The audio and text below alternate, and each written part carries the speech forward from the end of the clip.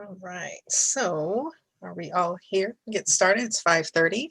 So I'd like to welcome everyone to our BSGT retreat, day 2.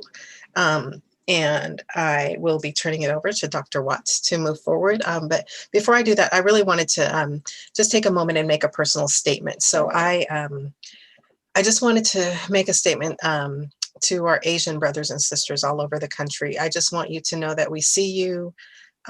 We love you and you do belong. There's no room in our nation for xenophobia, and we must do everything we can in our power to stand united against the racism that led to the acts of violence that happened recently. I've heard many comments about, this mental health issues and such, but racism is a mental health issue. So I just really want to say that my heart goes out to our Asian community and you have my support. So thank you very much. All right, Dr. Watts. Thank you so much, President Daniels, members of the board. Casey, thank you. I could not agree more with your opening statement, and certainly from an equity lens, we want to ensure that each one of our members of Team KSD gets what they need when they need it. And part of our work, beginning on Tuesday and continuing this evening, and I would contend continuing every day that we have the opportunity to serve our community, our students, our staff, and families, is to ensure that all have the ability to thrive. And that's simple and yet not always easy. When we work together, it does in fact become easier. And so this evening, I want to thank you for your grace and patience in advance, as certainly we're going to be beholding to the technology that I will be sharing with you. And our goal today is to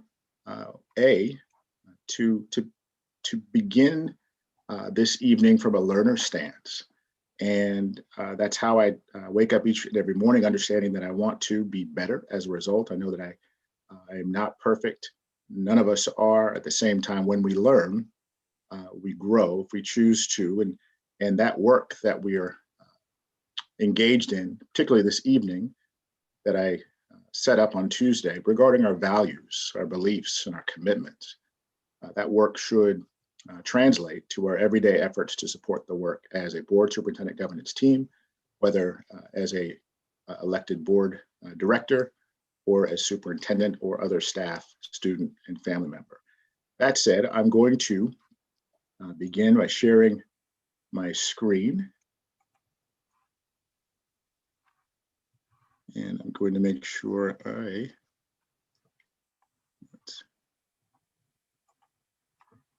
have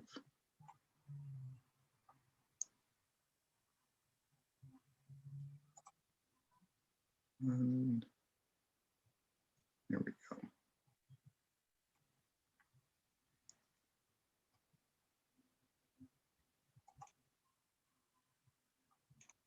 Okay, are you able to see that? No. See? Almost there. Hold on just 1 second.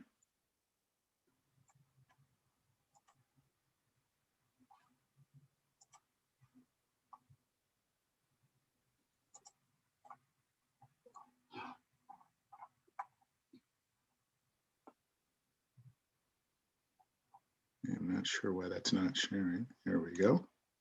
Are you able to see that now? Okay. Portion of it, Dr. Watts. How about that? Yes. Okay, thank you.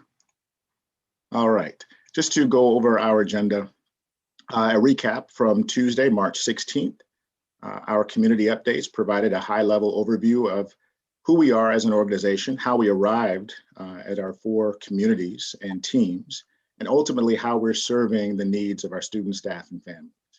We trust that you were able to gain insights into, most importantly, the work that takes place on a daily basis.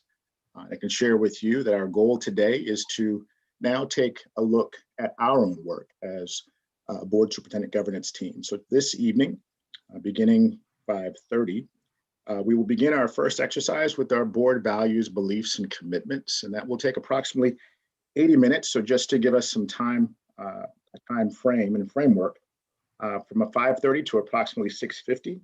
We will take a closer look at the work that is led by Kouzes and Posner, the Leadership Challenge, and it's their workbook. And I prefaced this with Model the Way as we ended our first session on Tuesday. And we'll only be accessing pages 27 through 41 in this document. Now, this is work that we may not necessarily finish today because this work is never done. But the goal is for us to have time to look inward, to take a close look at our own values, to have conversations, to learn more about one another and our work. The next 45 minutes will be our Board Superintendent Governance Team communication protocols. Some of you have had questions about how those arrived, and those are actually a document that was placed in, if you remember, a year ago, or more than a year ago, placed in our bags, and it was actually a document that we were scheduled to review when we had our initial retreat session, and then something called COVID-19 happened, and we were not able to engage in that work. So we're going to start that begin again today. The third and final portion of the agenda is our board protocol guidelines, and as you remember, that was the work that we also engaged in a little over a year ago, and it is how we have agreed as a board superintendent governance team to operate and communicate our purpose and our goals and our mission. So with that, I'm going to shift to our first order of business, and you should have a copy of this. So I want to make sure that you have something with which to write, and that's fine. You'll have an opportunity just to take some notes. But the reality is, the conversation is what's also critically important. Let's see, we're approximately 27 pages. So this will be the page that we begin. 34 on the PDF. And putting your screen, there we go. Okay. Yesterday or Tuesday, I ended the session really with talking about values and using the example of Disneyland and their statement that they are the happiest place on earth. And how did they arrive at that value statement? Again, the notion that if this value of being happy or spreading happiness changed and the world said it didn't need to exist, would they still adhere to that value statement? And the answer clearly is yes. And so to model the way, for Kouzes and Posner, their work says that our goal is to find our voice by clarifying our own personal values, our why, and to set an example based on how we align ourselves to the values that we show and how we align our personal actions to those shared values. So here's an example. So you can read certainly, and I may call out, so some of you, this is audience participation as well. And so if someone would like to read the first paragraph of a senior district manager just to get us started, who will be first? I have no problem cold calling. I will go first, and I will say that I just want to say, I'm going to speak my brave truth here. We did not have this 3 days in advance. This work, I've done some portions of this work before. This work typically uses a facilitator, a trained facilitator. There's 2 in Washington State that I'm aware of. And so to jump into this work, this is very deep and a lot of work. And one thing Posner and Kouzes talk about is, that credibility is the foundation of leadership. And I know that I asked repeatedly to get this. Even this exercise right here, if you go to the very start of the document, it says, if you're going to jump into this exercise, you need to pre-read some of the other things. And we didn't even have the opportunity to do that with other things going on today.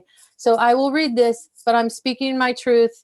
This feels manipulative, and it feels without a proper foundation, starting with trust. They've expanded their work into the book is The Truth About Leadership. And and trust and credibility is where they've expanded their work into. So I will read this, but I'm just want that out there that I feel like this is not appropriate.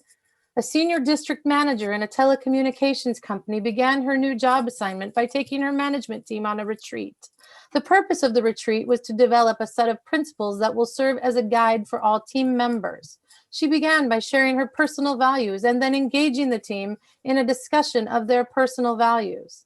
At the retreat, the team developed a set of common values and made a commitment to discuss this with all their direct reports after the meeting, and I'm assuming that they all had time to work on it too.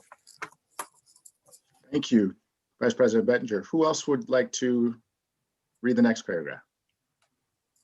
Point of information, Yes. Dr. Watts, and I'm not trying to interrupt what you have planned here, but I did mention this to you and you did kindly respond, but you didn't really totally answer. My question is, as a new board director a year ago, and now I have a year under my belt, of course, my knowledge base is not a lot of what's gone on in the past, but to me, as I mentioned to you, a board governance retreat, anyone that I've been involved in the cities or with my professional work or anything else, has always involved a conglomerate of all of our people on that board coming together and planning that retreat and what we're going to do. And I'm not against what we're doing here today, but I'm wondering where the collaboration to get to this point today was done. Now that we were all new in the beginning, but now we have a year under us, most of us, and a lot of us a lot more. I'm wondering in the past, is this the way that you planned all these retreats? Could you elaborate and help me to understand that, please? You're wanting to know how all of our retreats were planned? Is that what I hear you say? Is it standard that you just take over and plan every board retreat? Is that what's gone on in the past? So I don't know that I would use the phrase take over. And what I do know is that when we come together as a team, the goal is you don't get better unless you practice collaboration. So I appreciate your desire, and certainly I want all of us to be able to be skilled at collaboration. Part of that means that we have to have opportunities to work together. This is an opportunity. When you say take over, I refer to it as facilitating, and this is what facilitating a session could look like. Certainly, there are other ways to go about our learning, but we've taken now almost 12 minutes to talk about what we don't like about the process, and yet we're not able to actually spend the time that ideally I would like for us to learn, to grow, and to learn how to continue to work together. And so this is one way, and I do see opportunities in the future. Respectfully, Dr. Watts, I think you've put words into my mouth saying I don't like what's going on. What I said was, I've tried to get this answered prior to, I think if we become together as a team, any company I've worked for, yes, or any community organization that I've worked for, or any city commission that I've been on, the commissioners on that got together, and the council gets together when they do retreats and they plan it. I just think in order to have a purpose to me being a board director and everybody on this board, that at some point we have to come together and start leading these and deciding if this is what we want to do. And maybe I'm totally off base, and I don't wish to derail what you've planned here. That is not my purpose, because I did try to get a defined answer, but I don't think it's, and I'm not saying, I apologize if you feel the word takeover is not correct. You are facilitating this, and that you probably are trained in that too. But I just think it's better for a group of people who are directors representing the community. If we have to come together as a group to work together, we have to do the work. That's my point. Thank you, Director Hamada. I hear what you're saying.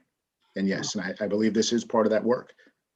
And certainly there will be opportunities for us to collaborate perhaps more effectively in the future. I do agree with you and certainly look forward to it. I think this is a great opportunity for us to start, and I hope that we can at least get a decent goal, or at least accomplish some of our tasks this evening. And I will, Any other feedback? I will volunteer to read the second paragraph. Are we on the president? Perfect. Just point of order, Director Vengadaslam did have a good suggestion.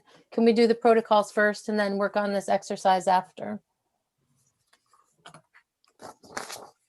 Director Vengadaslam, I'm sorry. I'm sorry, I put it on the chat.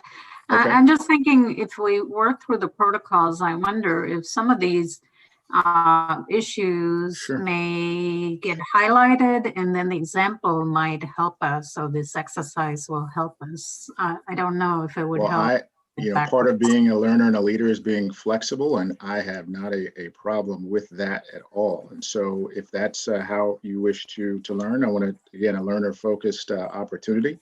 So let's take a look, and we'll come back and I'll hold, let's see, Director Hamada, you're on deck for our next reading opportunity. I appreciate that.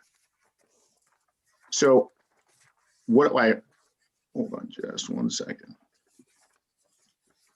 So I guess I'm also mentioning that because the protocols are something that we were hung up on and we didn't finish. And there were some rich discussions there that helped us move forward. You're speaking of our protocol guidelines, correct? Yes. Yep. Yes. Okay. That's part of our goal. And so how we get there is less important than the fact that we do get there. So these are our revised protocol guidelines. And as you see, these are the track changes that we left off. So you can see through item 14. So we've revised those. But what I'll do is, if it pleases the board, we'll start at the beginning and you'll see the track changes.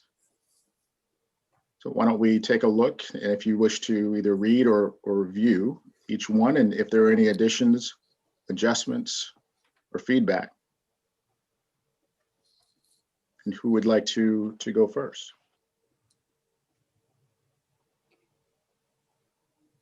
Oh, just read the paragraphs, you mean? Dr. Absolutely. Watts, or the protocols? I realize we had context that may have changed since that time. So there have been changes.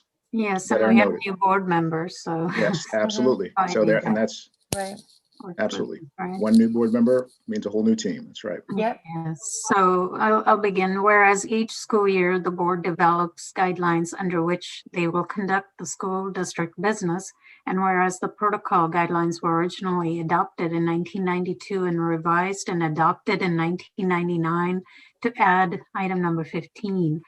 The protocol guidelines were also revised and re-adopted in 2003, 2004, 2006, 2008, 2010, and 2012, as new board members were either elected or appointed, reaffirmed in 2014, updated and re-adopted in 2016 to include our new superintendent, Dr. Calvin J. Watts, and re-adopted in 2018 to include newly elected or appointed board members. Now therefore be it resolved that Kent School District Board of Directors accepts the following protocol guidelines. And I think we've had a discussion up until item 13 or 14, and we never finished it, but Yeah. it's worth revisiting. Absolutely. And because Director Benno is new, and certainly there were discussions that took place prior to that, it would be good to open that up for discussion and see if context has changed and if any other additions or subtractions or adjustments or revisions need to be made. Shall we start protocol guidelines? Is that a good place? Sure. Yes, Okay. thank you. Go ahead, President Daniels. Absolutely. So the Kent School Board will emphasize policymaking, planning, and advocacy for the benefit of children. To support a partnership in responsibility and teamwork, the board and the administration agree to the following protocol guidelines. Number 1, the board will consider the district's core values of equity, excellence, and community, research, best practices, and public input when appropriate in its decision-making process. So that was the first one. Yes. Any questions, comments, or clarity for Joe? You have any comments or clarification on it? My only thing about this statement that I would ask a question about, my wondering, is research. Because there's so much research out there, and depending on which research do we use, I don't know if there's a way to correct that, but like I want to say something like scientifically based research or best practice research, something like that, but I don't want to wordsmith that right now, but I just want us to kind of consider that as we move forward. Okay. So what I'm hearing, Director That's what Bennett, we're here to do, is to wordsmith it. So that's all good. Oh, perfect then. That's what we're doing. Yeah, that's what we're doing, is we are wordsmithing it. So yeah. that gives you context. Absolutely. If you see the track changes, this is what was done prior to, and these are the changes that have been made. So speak now or forever hold your peace. So Director Bento, so you're saying that maybe it would say the and community scientific research, best practices, and public input when appropriate in its decision-making process? My only problem is with education, scientific research isn't always done. Exactly. So I was going to say, it's not only scientific research. So and I don't want to say something like good research, because that's very vague, but like you don't want garbage research. You want like high quality research, whatever that is. Well, that's high quality. It could say high quality research could be in there. So yes, it could. And I guess my thought is, I also want us to keep in mind that we are an educational institution and we do approach things. You know, I can't imagine anyone would go get garbage. You know what I'm saying? So I think that we have to give credit and understand that we have a professional team, and that professional team, just like either one of you, I'm sure if you're researching as an educator or something, you're going to do your due diligence to make sure it's correct. So I think we can hopefully trust that our team would do good research and you know, valid research. I appreciate that comment. Yeah, that's just what I think of, but the idea in context, that makes sense. It's like, oh yeah, obviously this is a professional document, so we would assume that the research is good. So I appreciate the conversation. I think that's always important. So thank you for that. Yeah, for sure. I will say this. One of the comments that I know our team often says, and we say with our staff, because yes, we work with quantitative and qualitative research every day.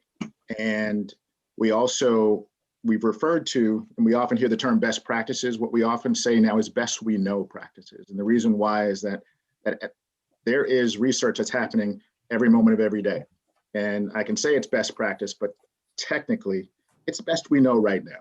Yeah. So that is really an opportunity for us to consider. So I hear keeping research with the understanding that it is research that is grounded in either quantitative or qualitative study. I mean, that can be a challenge at times. We know that.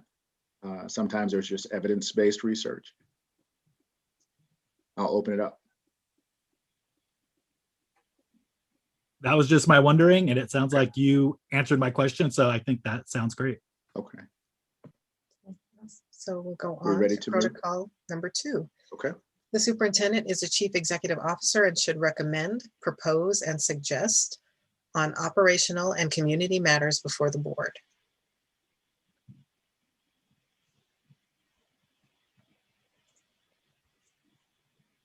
Thoughts and discussion around that one? Could you, Dr. Watts, would you help me to understand Yes.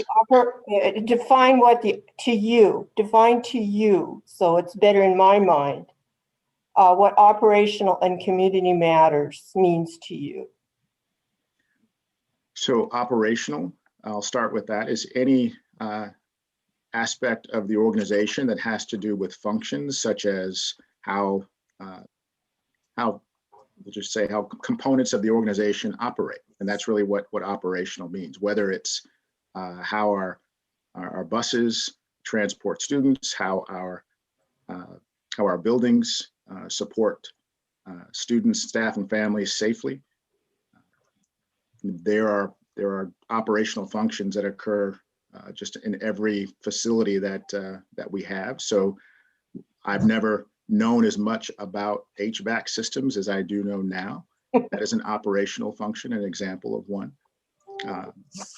Ordering resources so that our students, staff, and families have what they need when they need it. Nutrition services. I mean, there's everything that it takes to run the organization is really what operational means. Community, I think, also speaks to what we're doing now. It's every aspect of the organization that helps to build esprit de corps, a sense of belonging and an appreciation of diversity, equity, and inclusion, our core values, one of which is community. And so while it may not be easy to explain, it is easier for me to understand when I share it in that way. I hope that's helpful to you. It's very helpful. Thank you. So to clarify, so what I heard you say, just to reiterate, is that when the community in this context is the internal organizational community, it's not the public at large. Are you asking me if I said that, or I No, yeah, I'm asking if I heard that correctly. Okay, is that that you're looking at, because that's how I took it initially. That's how I read it, and that's, I think, what I heard you say. But I'm just want to make sure that that's what I heard you say. That community, that in this context, that community means the community of the organization. So I appreciate the manner in which you ask questions, and it brings greater clarity, Vice President Bettinger. So thank you for that. And so what you've helped me understand is that I believe that community is, I mean, it's really hard to separate community from operational, because we have our facilities support our people. We're a people organization. And think about what I just described, right? Heating and air filtration is to support the needs, safety needs of our students, staff, and our families who enter our school facilities or central admin. Nutrition services, it is an operational matter, but my goodness, if we don't do that well, our community is in can be harmed, right? If we're not safe, if we're not, so I do think they're complementary, but I would in no way, shape, or form imply that community does not mean the external community. It's our people. Yeah, 21,000 families, 26,000 students. Absolutely. So basically, every stakeholder in the district is what community is referring to in this situation. And if we have a shared understanding, I think we do. If just to make sure, if I believe a stakeholder is someone who has a stake in the success of the organization. Yep. So that would mean everyone who's here, every student, staff member, family member, community member. Yep. Yes. Great. Okay.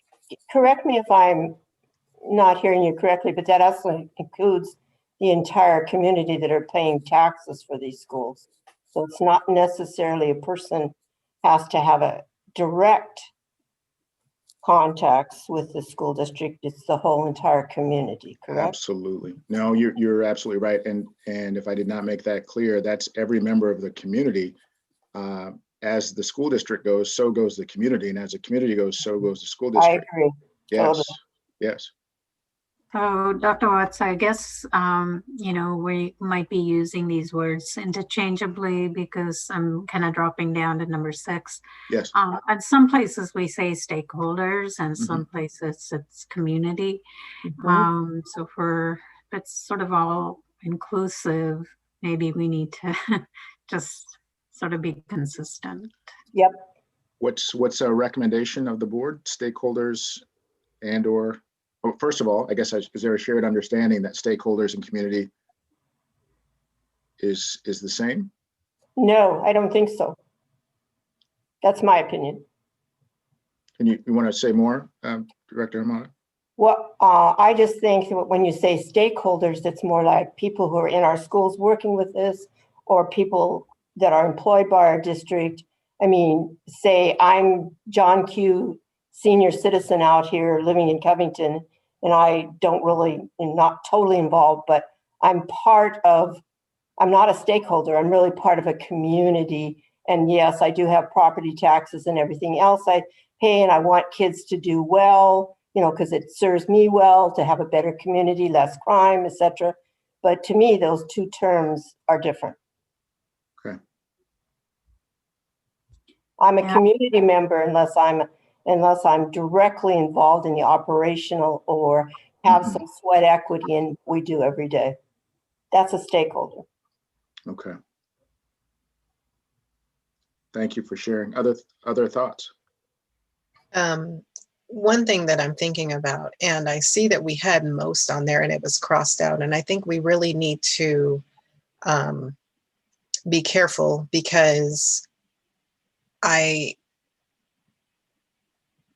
think that there are times when I can't imagine being able to bring every single community issue, every single person, I mean, that's just, to me, that's Yeah. unreasonable.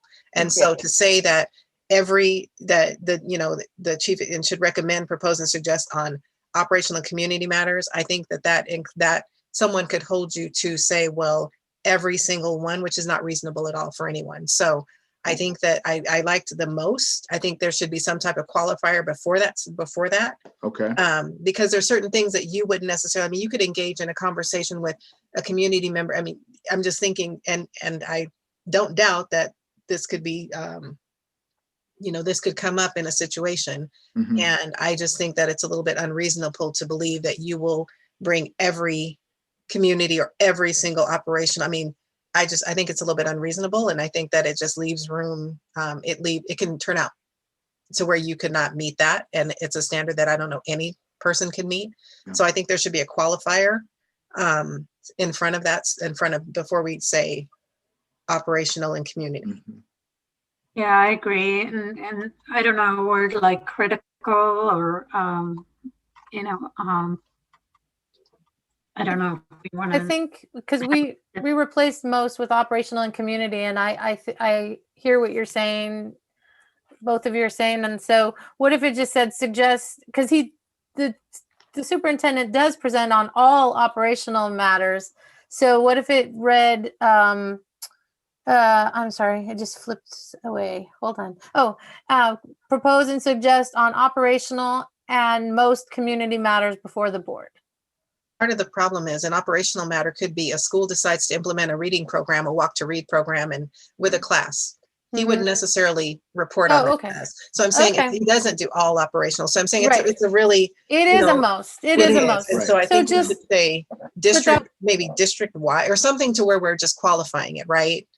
So just the Most word is most, okay. putting the word most back in, just undeleting the word most. So it said Yeah. suggest on most operational and community matters. Yeah. Yeah, I I agree with that. agree on that. I think that Okay. that's much better. Yeah. Put the word most back in. Is somebody taking notes on this other than myself? Because I am a So I horrible am. note I taker. am, but it would be great if we could collaborate. So if Vice I President can Bender, too. are you- Yes, I can Thank too. you so Yeah. much. And we'll confirm and confer with Karen to make sure we have Yeah. these. Yeah. Thank What you. I'll do is I'll make notes, and then I can update this document and send it to you and President Daniels and Karen Perfect. after the meeting. That's perfect. Thank you. Teamwork makes a dream work. And then Thank it'll you. be shared, just so you know, it could be shared prior to us, just to make sure everyone is Yes. in agreement. Yeah. I think that would be good. Yeah. Good suggestion. Okay, Right. So are we on to number 3? I think so. Awesome. Individual board members do not have independent authority to make board decisions or make individual commitments.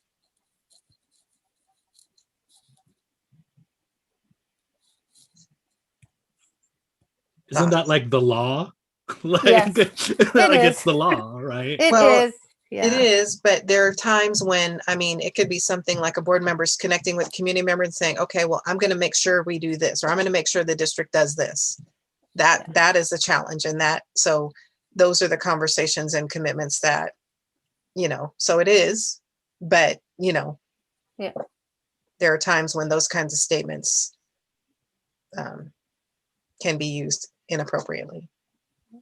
Thank you for clarifying that. Yeah, for sure. Okay, and now that I'm really been into this for a year, my communication head is screwed on a little better. And I'm wondering, and probably everybody's not going to agree with me, but individual board members do not have independent authority, no problem with that. To make board decisions, no problem with that. Or make individual board commitments. Uh, I would agree with that, except that frees then up to say, well, I'll make sure the superintendent does this, or I'll make sure this department does this. So it's beyond the board. So it's beyond, it's just, you know, and I agree. I think we could add something there, but it is beyond just the board. Well, I'm putting on my hat as Joe Q, citizen advocate, and I do have the right to make individual commitments, but not in any parameter around the board decisions or stuff that involves the school district. But I have individual commitments. These are board protocols. So if you're acting as a board member, what you do in your personal time in life, that's perfectly fine. But these are board protocols. You can't, on behalf, you can't say, I'm Director Hamada, and this is what I'm going to see what I'm saying. So that's the difference. As a person, you can make any commitment you want to. That doesn't commit the district or the board. Okay, I just like to have it clarified that I still have a right to speak as an individual. I know. Of course you do, yeah. Yeah, well, I mean, it might make sense to put or make commitments as an individual board member. I don't know if we clarify it so that we're saying or make commitments on behalf of the board. Yeah, that's what I was thinking too. That's Something good. like that. Yes, to make board decisions or make individual commitments on behalf of the board. Okay. To add that. Or, So, well, I guess, okay, so no, because that doesn't take the individual part, because the reality is I'm trying to figure out how can we say it to where a board member will not say to a constituent, I will make sure this happens with this person or this, you know what I'm saying? So that's the language that we have to figure out. So regarding district action? No, I think it's saying that or make commitments as an individual board member. Right. I mean, Yeah. Right. Just That makes changing sense. that statement to making it individual board member or make Commitments as an individual board member. Yeah, Right. that works. Is I the think will that of the works. board is the collective, right? Yeah. Okay. Yeah. Yeah. So read it to me again so I can get it correctly when I update this. So Or say individual it, board members. Yeah, individual board members do not have independent authority to make board decisions or make commitments as individual board members. Yeah, I like I that. like it. I like that. Yeah. Okay. So let me read it back just to make sure I got it. Sorry, but I don't want to. Helpful. Thank Okay. you. So individual board members do not have independent authority to make board decisions or make commitments as individual board members or board member. Yes. Mhm. Okay. Okay. Okay. I got it. All right. Are we done with that one? Okay, Thank you. Thank you. absolutely. I'm just so bent on my voice being heard. I'm sorry in any shape or form, in a Nothing wrong proper with that. way. I'm a person of number the 4. 60s. Nothing wrong with that. I'm a Mhm. person of the 60s. Women couldn't speak back then. All right, so number 4, once the board reaches a decision, all board members will support the decision of the majority. I get what it means in concept. Mhm.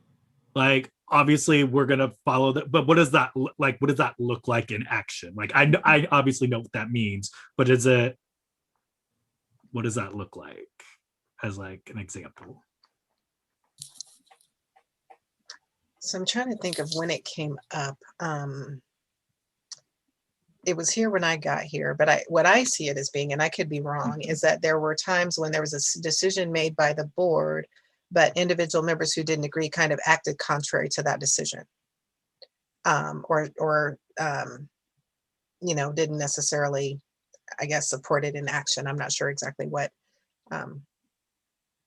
That's what my understanding. Last time I remember discussing it, that was what I recall. Maya, do you have any other insight as to discussion prior? Yeah, It's a way of unifying the board and saying that we may not agree on everything, but when we do reach a decision as a majority, we will support that decision as majority.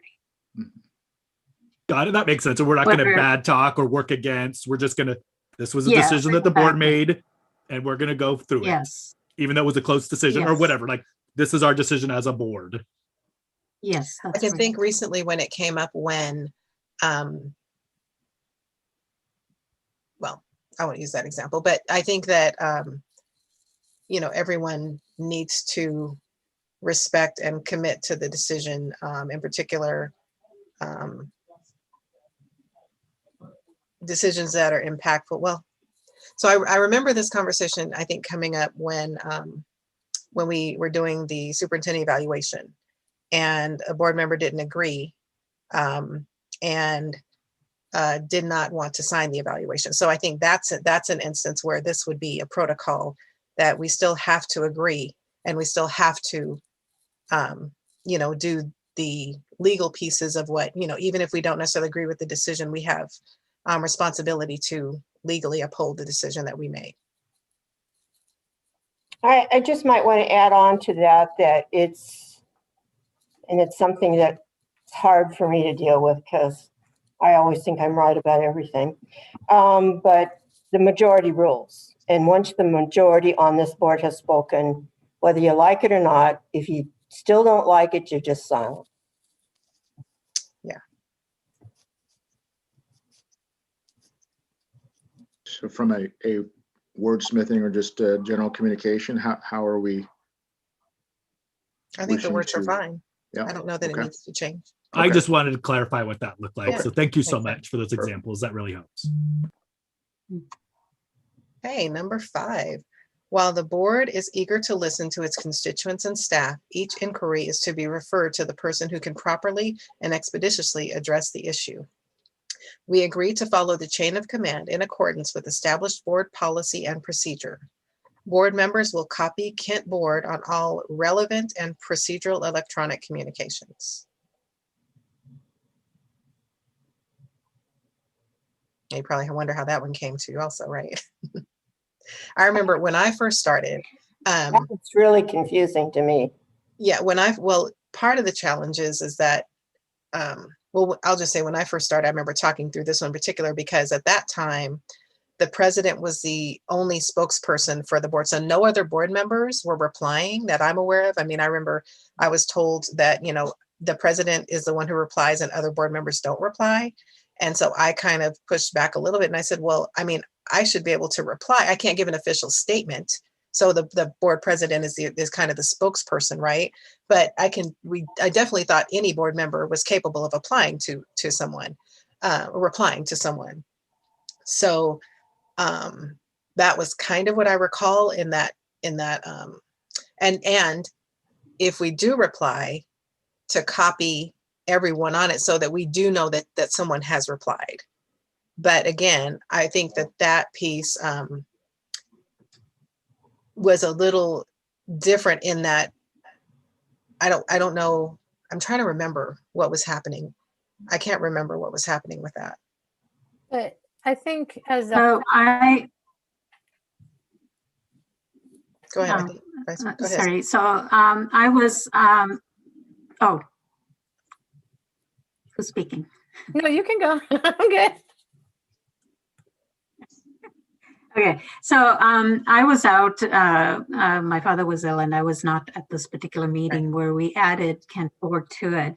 But I remember we've had discussions on it afterwards, and I agree that was the discussion, President Daniels, that we wanted, I think you and Ross had asked for that so that you knew somebody was responding. But then subsequent to that, we've had discussions with Mr. Leonard on what should be copied, who all should be copied. And there was a question about copying Kent Board for all communication. And I don't think it was ever really resolved, because if it's the president, sending the email and copying the Kent board on information that everyone should know, and we're staying consistent, then there shouldn't be any problem with that. But I think we took it on to mean that we shouldn't copy anyone, any messages with Kent board. So we still need clarification, in my opinion, on that, because when I was responding, I would respond to the entire board when I would respond to a constituent. But I haven't seen that happen the last 2 years. So and I haven't don't done it know because where- of the whole OPMA thing, where if Right. someone else is responding and someone else is responding, so I just haven't done it. I just have Yeah. said that I respond to every email. But yeah, so I Yeah. know it's that mix up. Well, I think it's covered up in the board president as the official spokesperson of the board. And I know that in all my emails, I just have an auto line that says the board president is the official spokesperson of the board, but I like to reply to. And we did have this discussion. It might even be that my suggestion would be maybe we remove that last sentence, honestly. While the board is eager to listen to its constituents and staff, each inquiry is to be referred to the person who can properly and expeditiously address the issue. We agree to follow the chain of command in accordance with established board policy and procedure, and then just don't say any more, because honestly, I think the board president, we know that the board president is responding to all the emails. And I think once in a while, if something's critical for us to know, it comes through the superintendent or Ms. Howley.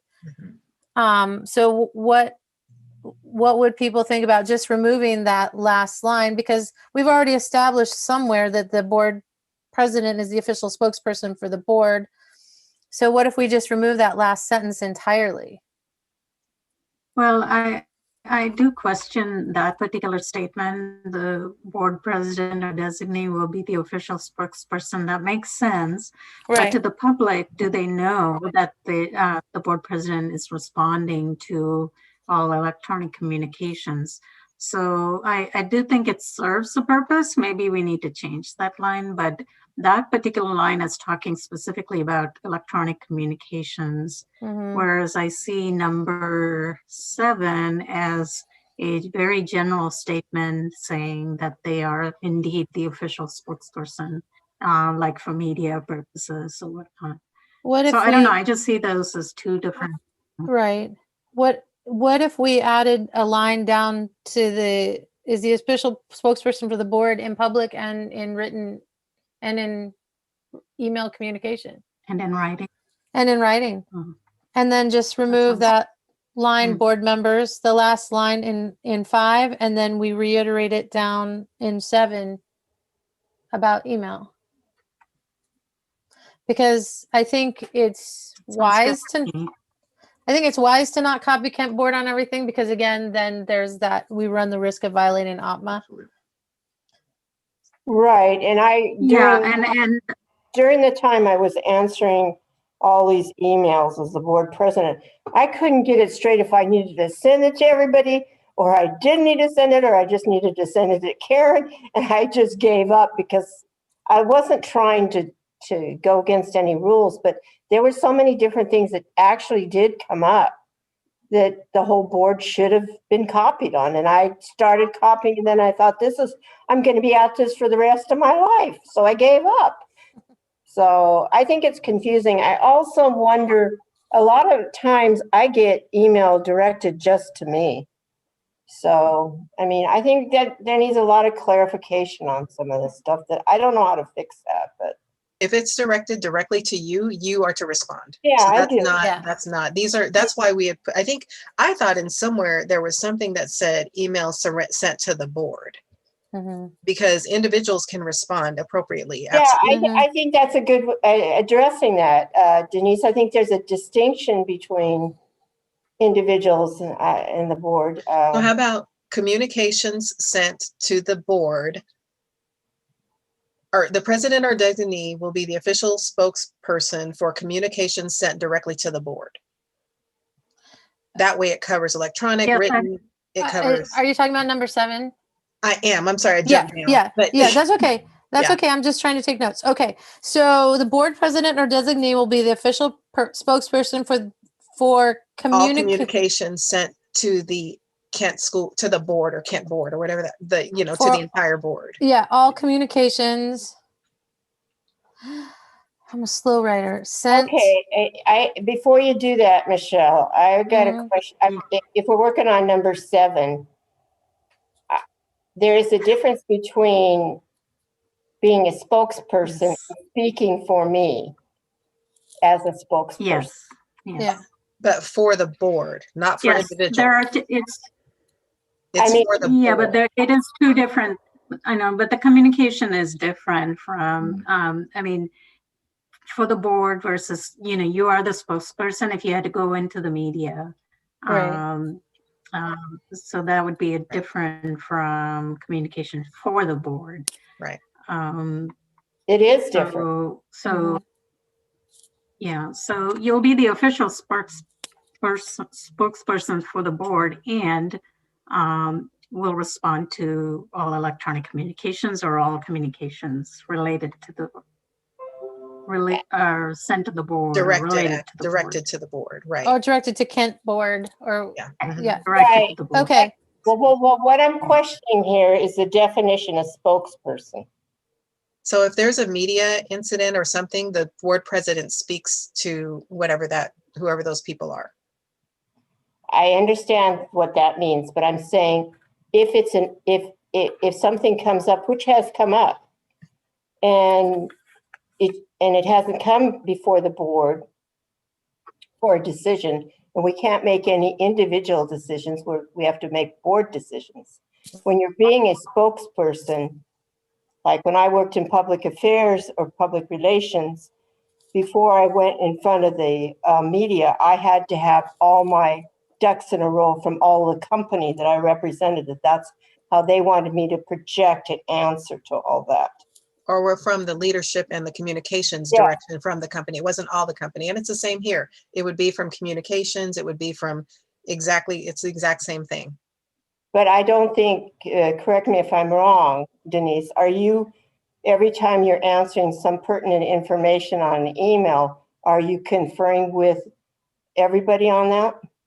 So I don't necessarily, if it's something that I directly answer, it is a position of the district. So I don't go on a limb and answer a direct question, just something that I choose I want to say. It is a position of the district. So I don't And if it is something that we haven't as a group discussed and agreed upon. Then I would say we have it as a group discussed and agreed upon it. That is my communication. Okay. Yeah, we usually go back to Dr. Watson team Right. for the Yeah, responses. so I don't We go on have a all limb and those say responses. anything. If I don't know it or it hasn't been discussed, that's exactly what I say. Or if we're still working on it or still processing it or still, that's what I say. Okay.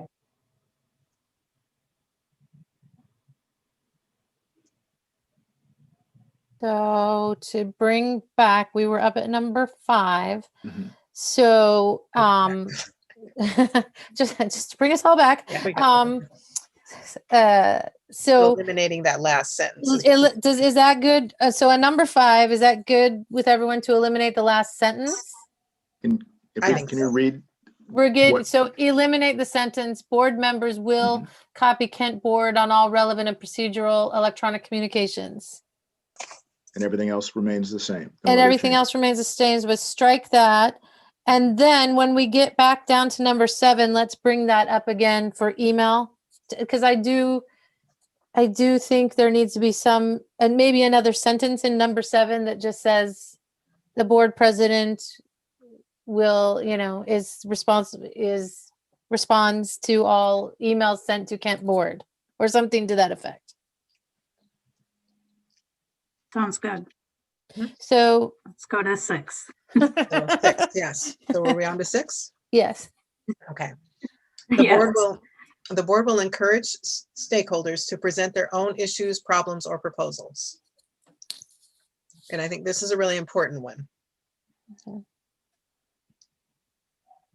Right, and I agree. I mean, that's what I keep saying. Quit telling me all this.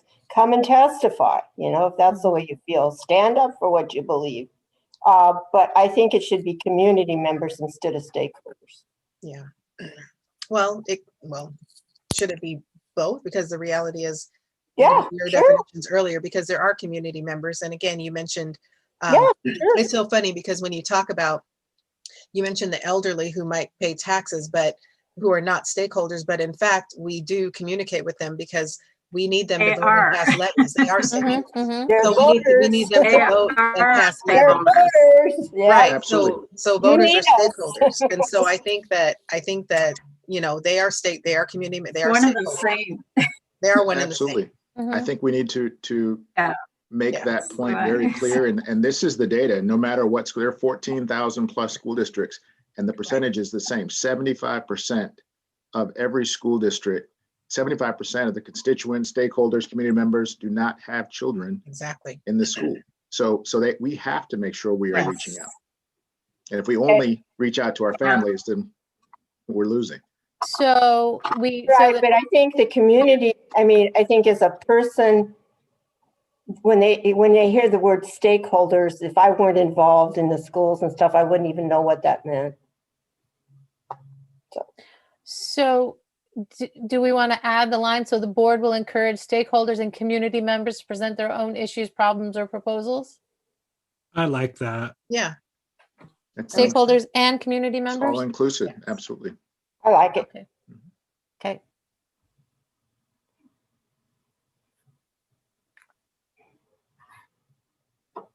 Number 7? All right. Number 7, we're back. We're back. What did we decide on? The board president. Okay. No, we changed it. What did we decide on? So I was just proposing another The line. board president. Say it, Maya. Yeah, sounds good. No, Yeah. sounds good. So the board president will answer The- all electronic communications sent to Kent board. I don't know if it's just electronic though. All written communication. How's that?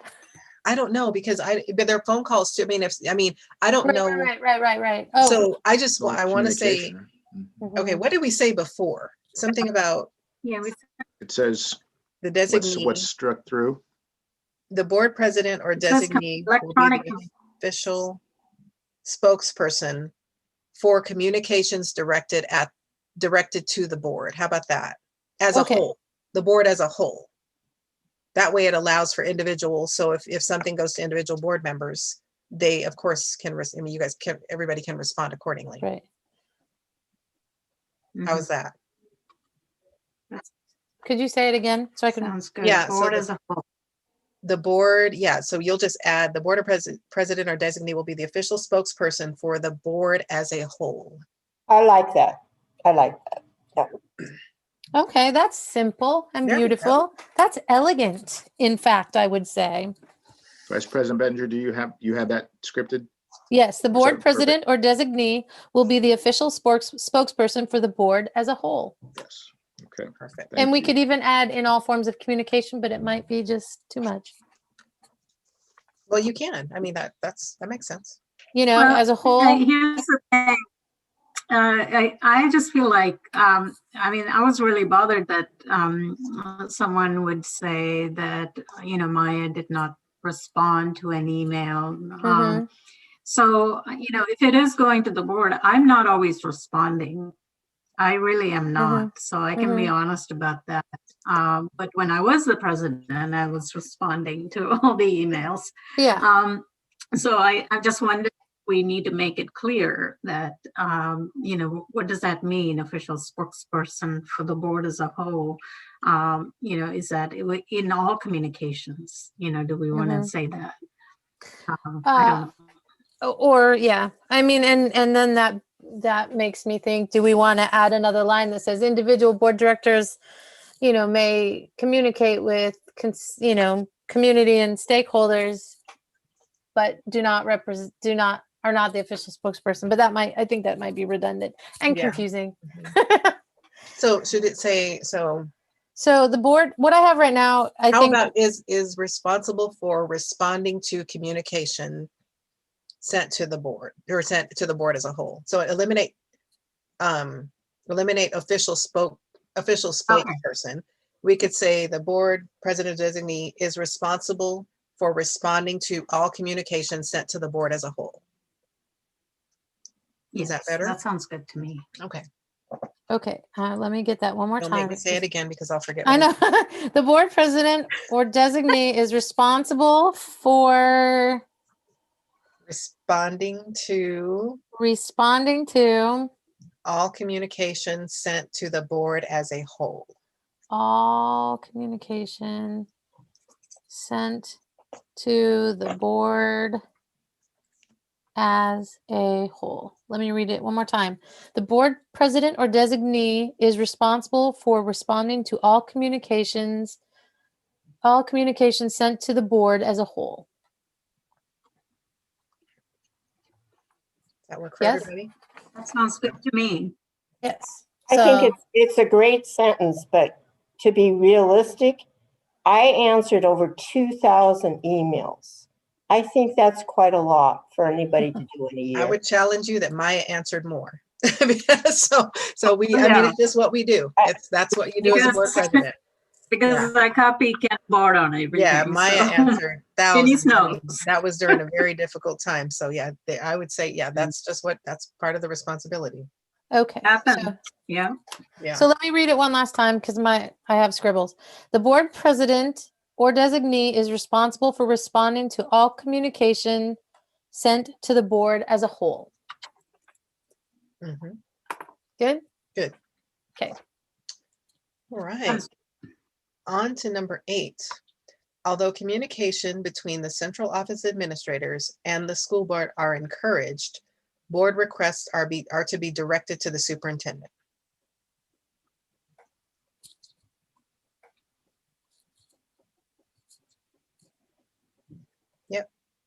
Yeah, I think That's so. And appropriate. the only thing now my little brain is going on editing.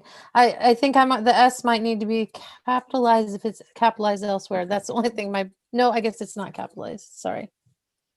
Because we suddenly capitalized the B in board all around. And so, okay. Well, how does that actually flow? Because I asked Karen for a lot of stuff. I wasn't going to bother Dr. Watts with it. Well, That's Well- always been the way we've done things, is it goes Sure. directly through the superintendent because Karen works for him. Mhm. I So it's not realize that. appropriate. So it's not appropriate really for us to ask her for something because she supports him. And it's going to sound weird, but she doesn't support the board. but that's the reason why. And so, we have a plan for that, how we can improve our support specifically for the board. So that is, we should see some improvements coming forward. Yeah, but Definitely. Karen supports Dr. Watts. She doesn't support the board. So she works at his discretion. So he would have to direct her to assist us. Yeah, And I guess that's- the way to do it is always write to Dr. Watts, but copy Karen. Yeah, That's how I- and that's how we always- operate. So I would say the reality is we're both, viewing each other's emails and or communication. So that's fair. So if I needed a phone number or something, I should send it to you instead of her when she can easily give it to me? I don't get that, but okay. I think we just And shared. yeah, and it's not just you. I mean, if you think about it, just imagine if all of us are requesting things from her. She has a job. And Oh, I realize so, that. So yeah, so it's just the way she's, and her job again is not to support and be at the response of the board. That's not her job. So That's interesting because I don't think I ever realized that.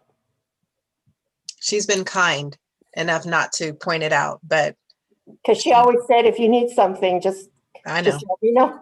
she's very That's kind. part of our service orientation. And Yeah, and she's that's very kind. at the same time, we want to make sure that we're providing a flow and a mechanism that supports our board as I hear that. effectively as we can. I hear I that. think we'll be able to do that even better very soon. All right, so are we good with that one? On to number 9. The board or its individual members agree to direct all personnel complaints and criticisms directly to the superintendent. Good. Go ahead. Okay. No, I said I'm good. Oh, I'm good with Yeah. that too. Yeah. Okay. All right. On to number 10. Board meetings are where the board does its work in public. We agree to speak to the issues on the agenda. Facts and information needed from administration will be referred through the superintendent.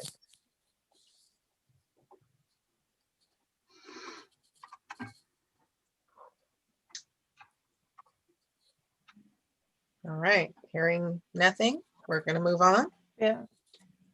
Number 11, board meetings are for decision-making, action, and votes. Board discussion should be concise and pertinent to the issue.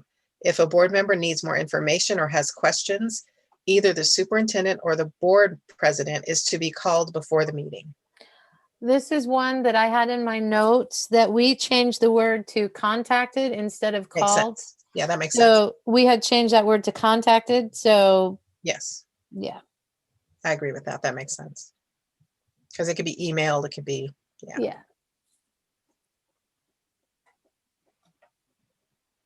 I do have a comment about it. Sure. It's just sometimes we can't ask questions before because things come up during the conversation. Mhm. And so, like, if we look at the statement individually, it doesn't allow for that. So I never want to take away, rich conversation or discussion to make an Mhm. informed decision. And I feel like this kind of restricts that, but I don't know how I would change that, except that to me, it would be common sense. If you had questions during a discussion, you would ask, but this statement doesn't allow for that. What if we added some language at the end, whenever possible? So if a board member needs more information or has questions, either the superintendent or the board president is to be contacted before the meeting whenever possible. What if we put the before the meeting? So if a board member needs more information or has questions prior to the meeting, Yes. either the superintendent or the board president is to be contacted. That way, that allows for if there's things that come up during the meeting, it's Mhm. not limiting, right? Yes. Does that make sounds, sense? Oh, that sounds great. Okay. Okay, so I'm just moving the words before the meeting. So let me read this. That third sentence. If a board member needs more information or has questions before the meeting, either the superintendent or the board president is to be contacted before the meeting, or is to be Just eliminate contacted. before, yeah. Yeah, and not say before the meeting again. Is to be contacted. Yes, so then that leaves it open to questions that come up during the meeting. Yes. Okay. Are we good? Yes. Moving on? All right, awesome. What number are we on? Number 12, okay. 12.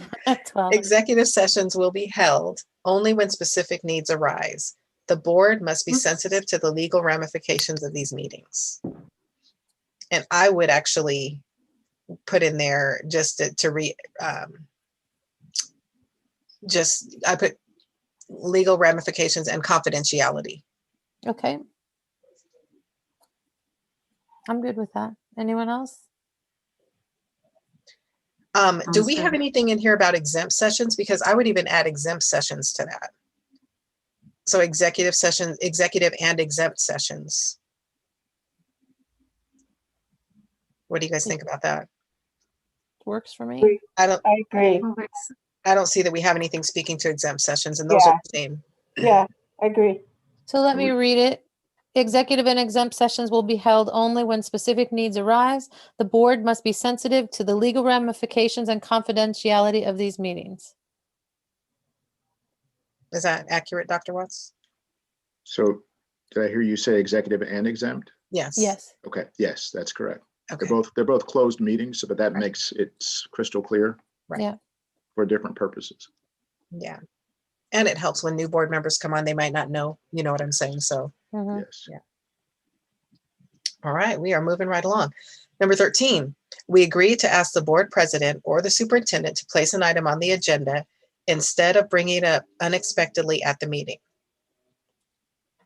There's a process for this though. So that's not what this states right now, because we have a different process that when I was Yeah. told. Yeah, we added the form. There is a process now. Yeah. This was before, yeah. Oh, got it. Okay. I think it comes into play though when let's say there is something that someone wants to discuss and then they begin to talk about it during the meeting.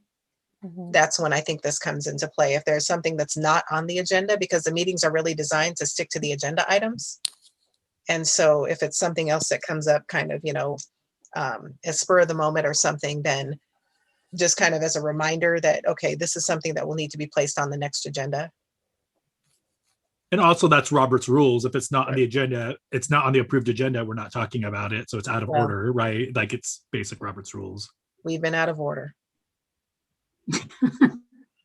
Yes, we have. We've been out of order. So I'm just So, going to say it. I mean, it is a good point of clarification, President Daniels, that this is different from the agenda form, Right. but it's just a reminder that we Right. can't bring up things unexpectedly. Mhm. And Director Bento, feel free to remind us of that at any time. So Director Beno brings up a good point. So we might want to say, we might even want to indicate we follow Robert's rules. And during a meeting, we agree to ask the board president or the superintendent to place or before a meeting. It's kind of that before a meeting thing too, just like the last one a bit, before the meeting, we agreed to ask the board president or the superintendent to place an item on the agenda before the meeting instead of bringing it up unexpectedly. We follow Robert's rules or something to that effect. Can we just say we'll follow the appropriate process or the process in place to submit items onto the agenda instead of saying don't do something, say what the process is. We Well, agree. Again, part of the challenge is there have been things brought up during a meeting that were not on the agenda that began discussions. And so this is really designed to not let that happen. Right. So I agree with you, but I'm just saying I'm assuming it's happened. And so I think the challenge is you might not know that it's an agenda item before the meeting. So something might come up, you might hear something during whatever comments or whatever that looks like. And then instead of, bringing it up during that time, it would go on the next meeting. So I don't know if you might hear something during the meeting that you want to talk about at the next meeting. So you wouldn't necessarily put it on the agenda before the meeting. But the format of our board meetings has always been kind of frustrating for me because we can't ever say new business.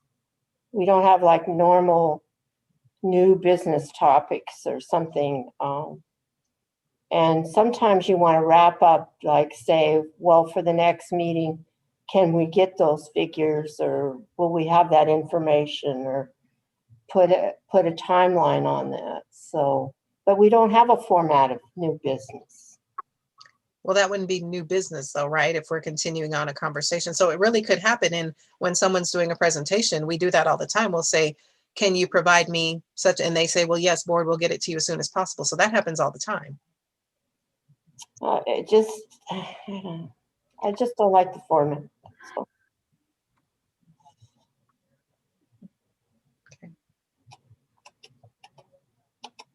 So if something does need to come up,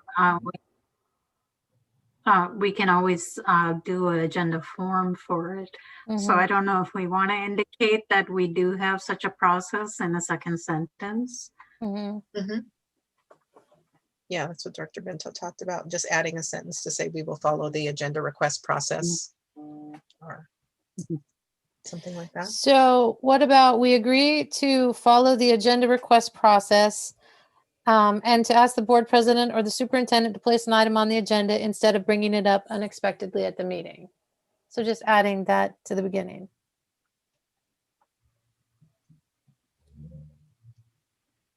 Yes. So we agree to follow the agenda process.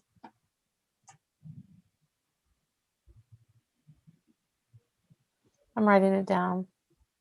And ask the board president or superintendent. Yes, that makes sense. Process. And ask the board president or the superintendent to place an item on the agenda instead of bringing it up unexpectedly at the meeting. I think that works.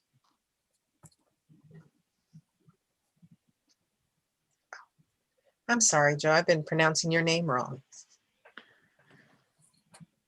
You're I muted. I don't like to call people out in public with that. I usually just do it Do on the that. side. So No, Yeah. do Yeah. that. it's Director all Benno, good, we- though. So we've say already it one had more that time. conversation, right? Say it one more time, Joe.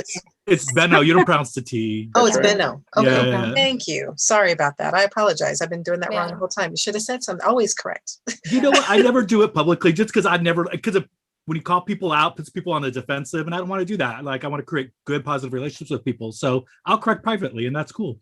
And I want to say your name Benno. correctly. Absolutely. So- And I want Because to I want a offer good another relationship way with you.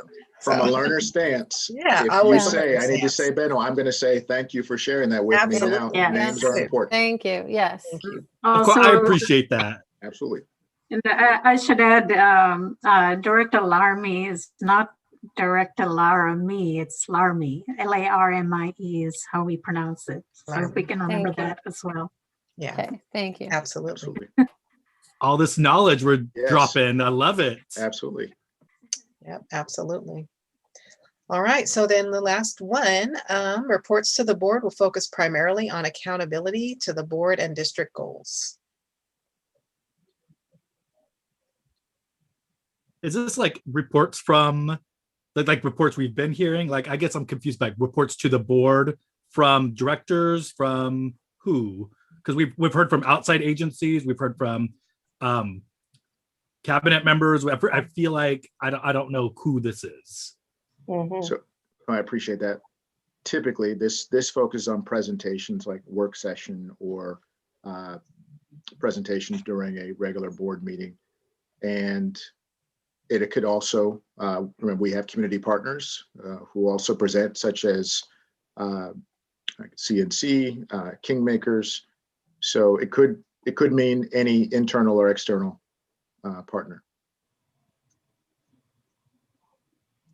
Yeah, I think because ideally, anything that's being reported is supporting our students is in support of our district goals. Absolutely. So I think that makes sense. All right, are we actually finished with these? I believe. It took a year and a month and a half, but I got all my scribbles and I You'll will forward I those when you. forward those to Yes. you and President and to- Daniels Yes. and Miss Howley probably tomorrow morning. Perfect. Thank you for doing All that. right. Thank Much you. appreciated. Yes, indeed. All right, I feel good. We accomplished it. Yes. Always good for, are we okay? We take a Could we dial take a 5-minute break? Yep, like a quick little, if you wouldn't absolutely. mind? 6:47. Seven, yeah. We take a 10-minute, Seven? Oh, Yep. okay. 10-minute break. Come Can we back say at seven? 6:57. How about 13 minutes? Come back at 7. How about that? Okay, thank There you you. go. Keep it clean. There we go. 7. That's clean. It is. It is. Thank you. Thank you.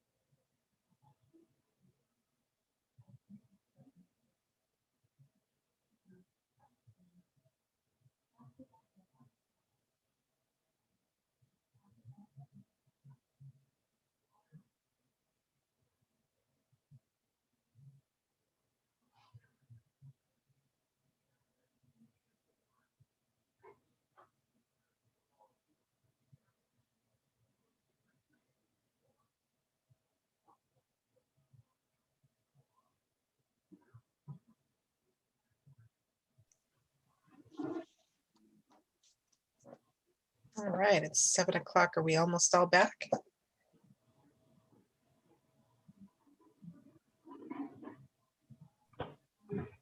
Yes, I'm back.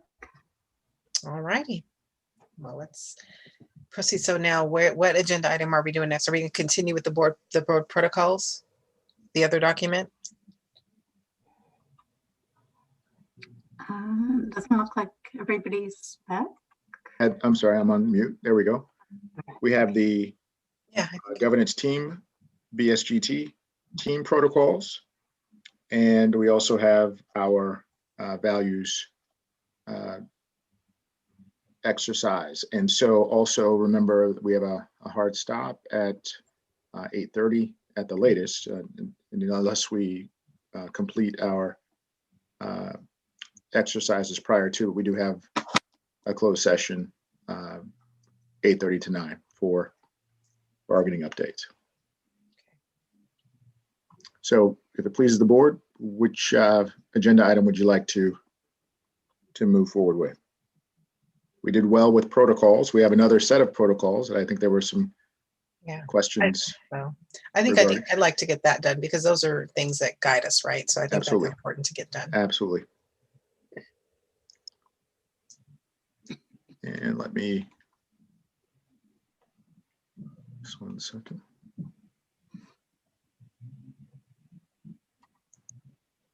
Okay. Can everyone see? Mhm. Perfect. All right. So are we kind of doing the same cadence or?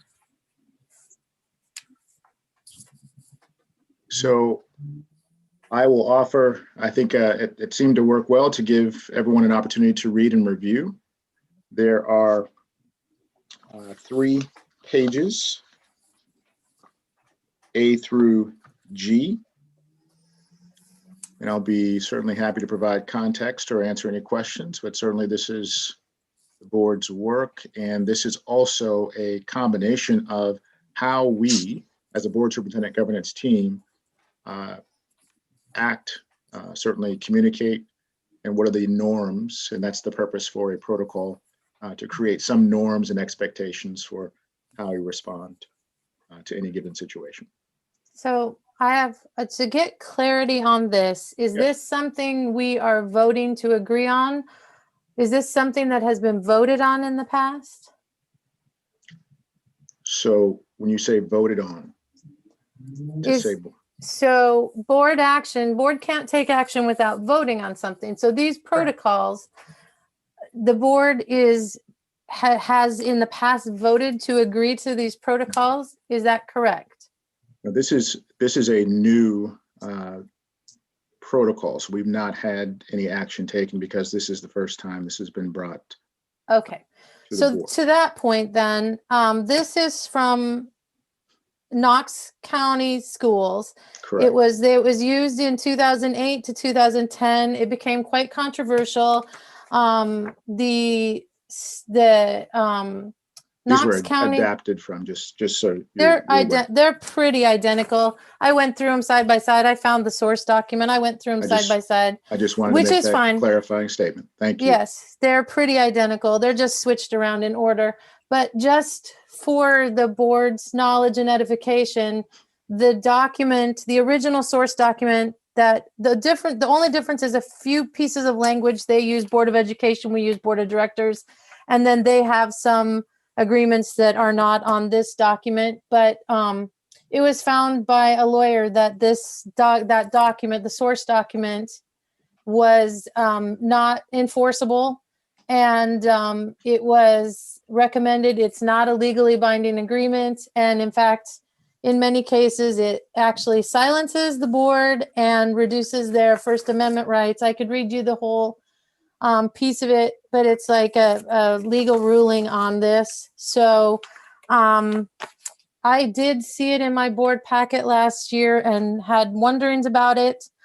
And then this year when I saw it, and thank you very much, because I had enough time to look at it and really seek it out and figure out what this was. I feel like our protocols cover a lot of this.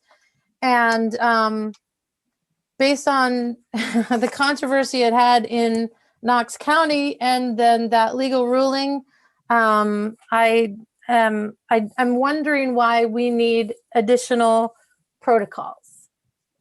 So if I could, I'll make a suggestion. So I guess my first question is, or my first comment is, this is something that's a proposal and it's something for us to talk through. Mhm. I think our board, as over the last year, I think some of these items are quite relevant. And I think that we do have to establish a form of moving forward in a way that we can be successful. And so I think there are some of these things that I think are really important. There's some that I don't. And again, I don't think there's anything wrong with talking through a document. Nobody's saying that we're adopting it. Nobody's saying that it's a legal binding document. We're saying that we want to establish some protocols as to how the board will move forward together with the superintendent. And this is an outline or a suggestion that we can talk through and change as needed. So I appreciate your research. I'm sure you could find other ones that are very similar as well. I mean, all of our policies adopted from WASDA policy. So it's not unique that something like this would be found other places. But I think that it would be very important for us to move forward in establishing norms of how we behave with each other and with the superintendent. So Yeah, help me to understand that then these are these A through G that was on our email trail here and was apparently, I must have missed this when it was in a packet. I probably have it from the very first session we have, but were these implemented in any shape or form, or we were just in the process, Dr. Watts, of talking about this, or I'm a little confused. So no, they were not implemented. Yes, they were provided. If you remember so it seems like a long time ago when we were sitting together in the board room, physical space, center of the boardroom with tables. You were provided a blue bag with two books and documents. A lot of stuff. Inside that blue folder, one of the documents was a similar version of these sets of protocols. And as I've mentioned before, the notion of protocols, especially as a new board or a new team, it is common practice to provide a set of standards that guide and in many cases help our behaviors and how we communicate. Just makes things a little bit easier if we allow them to. And so what we have in front of us are a set of team protocols for board, superintendent, governance team, very common practice amongst school boards and board, superintendent, governance teams throughout the country to help ensure that there is a bridge that's built between the understanding of the roles between superintendent and board, and also the bridge between the governance team. So if please, other questions? We start moving forward on these protocols because there are some there. I agree with President Dennis. I don't. If we do disagree, let's stop and discuss it or remove it. But we should go through it because I agree there are protocols for governance models. I know the Municipal League Foundation had come up with several different governance models, including, policy governance and what they call balanced governance, which is sort of akin to a superintendent board governance model. And so let's see where it is that we find it troublesome, and we can discuss that. But I do think we need to follow some sort of a model. I don't believe we're a policy governance model. In that we're not just looking at policies. So we do need to have a framework. Agreed. So, I mean, that's another discussion entirely too, whether we move to a policy governance model, because, rather than a protocol model, and so that's another discussion to be had as well. I did bring that up actually a couple of years ago. A document in the summer. Is that if that's something that we'd like to, to continue perhaps at another time, I'll be happy to provide that opportunity for us as well. this is what we have before us today. And So there do are I other understand? questions? Yes. Do I understand that this is separate from the resolution and the protocols that we just went through? Would there be two different documents that we're looking at? So separate and equal, I say that because this set of protocols is really designed for the relationship between actions that occur based on board behavior and superintendent behavior. The governance protocols that we just went through, I think there are some similarities, but I would argue that the ones that we just went through are more high level, governing our general practices. And these, the governance team protocols for, depending on the situation, whether it be norms for communication, situational practices, I think it's more granular, a little more detailed, because sometimes there are questions. How should I respond? Director Benno is one who's asked questions about that, and rightfully so. As a new board member, we have an entirely new team. And I think we can benefit from making sure that we agree, whether we disagree or not. It is good if we can come to some agreement, whether it's agreeing to disagree or agreeing that this is needed. And we can't do that unless we have the opportunity to communicate, collaborate, and come to consensus. No, I understand everything you're saying there, Dr. Watts. I just want to know is if we went and adopted these and voted on our protocols that we just went through that are on every meeting we have, is this attached to it and we're voting all at one, or are they separate voting documents? Clarification is what I'm looking for. No, I appreciate the question. And I would open it up for discussion. I do think they're equal, and I think I said separate and equal. They are related. I get that. They do serve different purposes.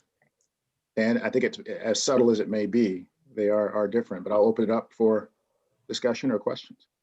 I have a question and then a comment, I guess, on this.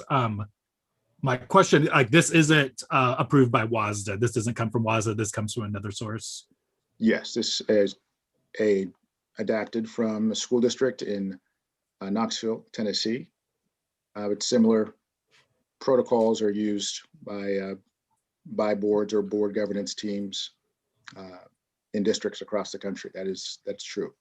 Okay, that's good. As I was looking at this document, when I looked at the end of it, I was like, okay, like a lot of this stuff makes sense, like budget and requests and things like that. What gets to me is like the first part where it's talking about board norms of behavior. And a lot of the equity work that I do, the word norms is kind of like a no. It tends to be norms are tended to be embedded in white supremacy, trying to silence voices, etc. Because what it's trying to declare is something's normal. So this is how you act. You don't get to bring any of your other part of yourself. And I get that the point of norms of behavior is meant to kind of unify a group and set expectations or whatnot. But I think that the word norms and norms of behavior really sets a precedent that we don't bring our true selves to a meeting, even if it's just the wording. There's a lot. I think there's a lot involved in that, I think. And so I tend to not use the word norms. I know a lot of people do, but like with my students and other groups, I just don't like the word norms. It just like leads to believe that there's only one way to be. And I don't like that. So to me, like reading this document, reading that first part really turned me off.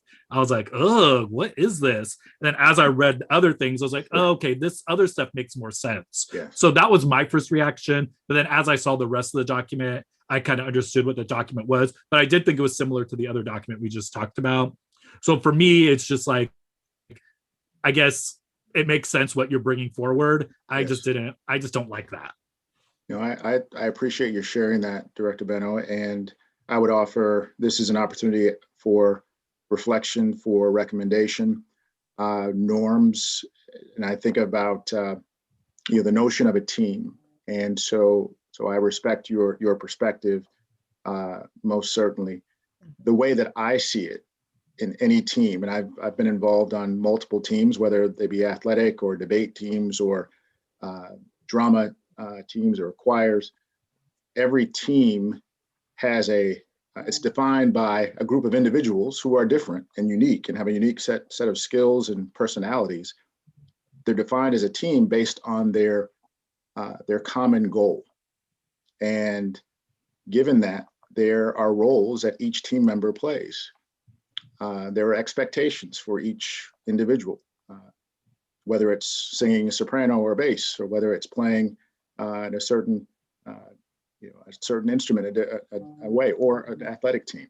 So I say that to say this is an opportunity for us to really understand, or get a better understanding, or dare I say a shared understanding of our roles and responsibilities and how we interact with one another in the complex world of a school district that we all know, especially in these times. But I certainly know, and the word norm, not married to that by any means. And if that is a word that we need to, or we agree that we can exchange for expectations. Agreements. I think we could say agreements. Right, that might be a little bit board meeting agreements. Dr. Watts, Yes. Curious, because I haven't done the research on this, but when Vice President Bettinger says this was vetted as illegal, I mean, can you speak to that issue? I'll tell you No, what I don't sections. know It's the sections that were found that I have the memorandum from the Knox County Law Director specifically relate to actually that the section that Director Benno brought up, the norms of behavior. Pretty much board members will refrain from any questions. The superintendent will work with the board president. It's all but the first two are the ones that the legal review found to be silencing, and it's that it where is it? Could it But be again, that it's jurisdiction, yeah. Tennessee is different than Washington? And I wonder if that's the case. And I don't know that, but it could be that jurisdiction in Tennessee, and I've lived in the Southeast, I know that there are definitely different judgments and cases that are exclusive to the context of a region. It may be the case. And again, can we just talk through them and Well, decide yeah, if some of them don't work? Yeah, I don't know that. Can we just walk through them and decide if some of them don't work, it's fine. But I agree that there are some here that are relevant. But as we talk through them, I think we could probably have discussion about each and every one of them. So that's why I Should we brought them begin? forward. Yes, I brought them forward Okay. for us to discuss as a team. All right. And I do agree. I like saying maybe board meeting agreements of behavior or something like that. I'm Sure. happy with that if you want to change the norms. So Well, let's start with A, communications then. Yes. yes, we're going to start with the Okay. A1. So the board will develop and provide an explanation to the public about the purpose and parameters of the communication from the audience period of the board agenda. So that's Where- already done. Where are You do you? that. Where are you seeing reading that? that? Where are you reading that? Am I reading the wrong thing? You guys are, it's right on the first page. am I sharing, you're seeing board superintendent governance Yeah. team protocols? Oh, hold on. Am I reading something different? Oh, So yeah. it got is changed. different. It got changed from when Yeah. we saw it before. It's been flipped. So it's actually Oh, it's been flipped from when we saw it before. So this is actually section D. Section So D this- got moved to Yeah, this section is A. the most recently updated version that I'm sharing. Is that Yeah. what so you're? I am was- sorry. I just pulled it. This is what I looked at prior. Okay. Yes, it got changed between the first time we saw it and now. Okay, so I just pulled this off of the, so this No. is somewhere, so this is different because I'm reading Same- it. I pulled up similar the language, documents to read yes. myself. We just Okay. Oh, this is- organized. The organized sections were reorganized. Exactly. Okay, that's so the then this one difference. is communications. Got it. So it's D on Okay. your, whatever Okay, document you the have, it's D. superintendent will continue to provide a superintendent's report at board meetings for routine pertinent informational items. Got it. That makes perfect sense to me.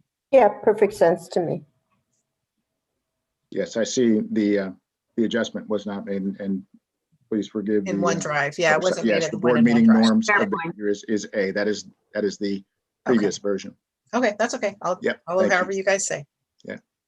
All right, we're good with that The one. Next, sections are the Comments? same.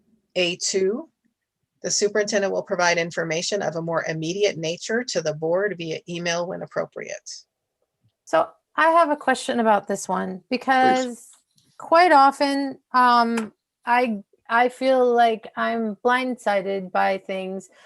One example is I spoke on the phone with the superintendent, and then within hour, and it never came up in the conversation that we were going to go all remote. But then a few hours later, it was just a general. I thought it was just a general conversation about where we were, and then literally a couple hours later, then I saw an announcement in my email that we're going all remote to start the start of the school year. Not that I disagreed with that decision, but when we talk about information of a more immediate nature, it's I guess I would reach out to my longer serving board colleagues. I feel like there are big district-wide initiatives that happen and I don't hear about it until, I look at the board reports and I read them carefully, but I feel like there have been situations where I don't hear things that are district-wide until it's up for a vote, or it gets added to the agenda, or I get a communication from the team. So what would be an example of information of a more immediate nature? So are you asking us, or are you Yeah, asking? Can I just add to that? I think one of the things that when I think about immediate nature and the example you provided, when there are labor negotiations that result in some sort of a decision, it's something that the superintendent should inform the board immediately, because it's going to get out to the public and there are going to be lots of questions. And so those are the kinds of things that once it's finalized, it's going to have to come to the board immediately. It doesn't give us a lot of time to have discussions. So I don't know if the examples that you've always seen are related to labor, but that's primarily what I've seen to be immediate nature. Okay, well, as an example, I got a text during this meeting that I saw before while we were on break, that about the labor negotiations. It's gone out to the public already. So so I guess this one, I want to know what to expect. So I guess I want to chime in a little bit, because I think when you talk about immediate, like for example, the text you just got, we got an email. So yes. I know that, so we got an email about that. So sometimes immediately is not a day before, a week before. Sometimes immediately is as things are happening, then we're made aware. And so part of the challenge is that, I think there are times when things happen quickly, and we want, as soon as I'll share, I know in another district that there are times when things happen very quickly and you want to share information, but you haven't come to that definitive. And once you get that definitive, you got to share it to families and everybody immediately. And we're told at the same time. So we can't always be notified ahead of time.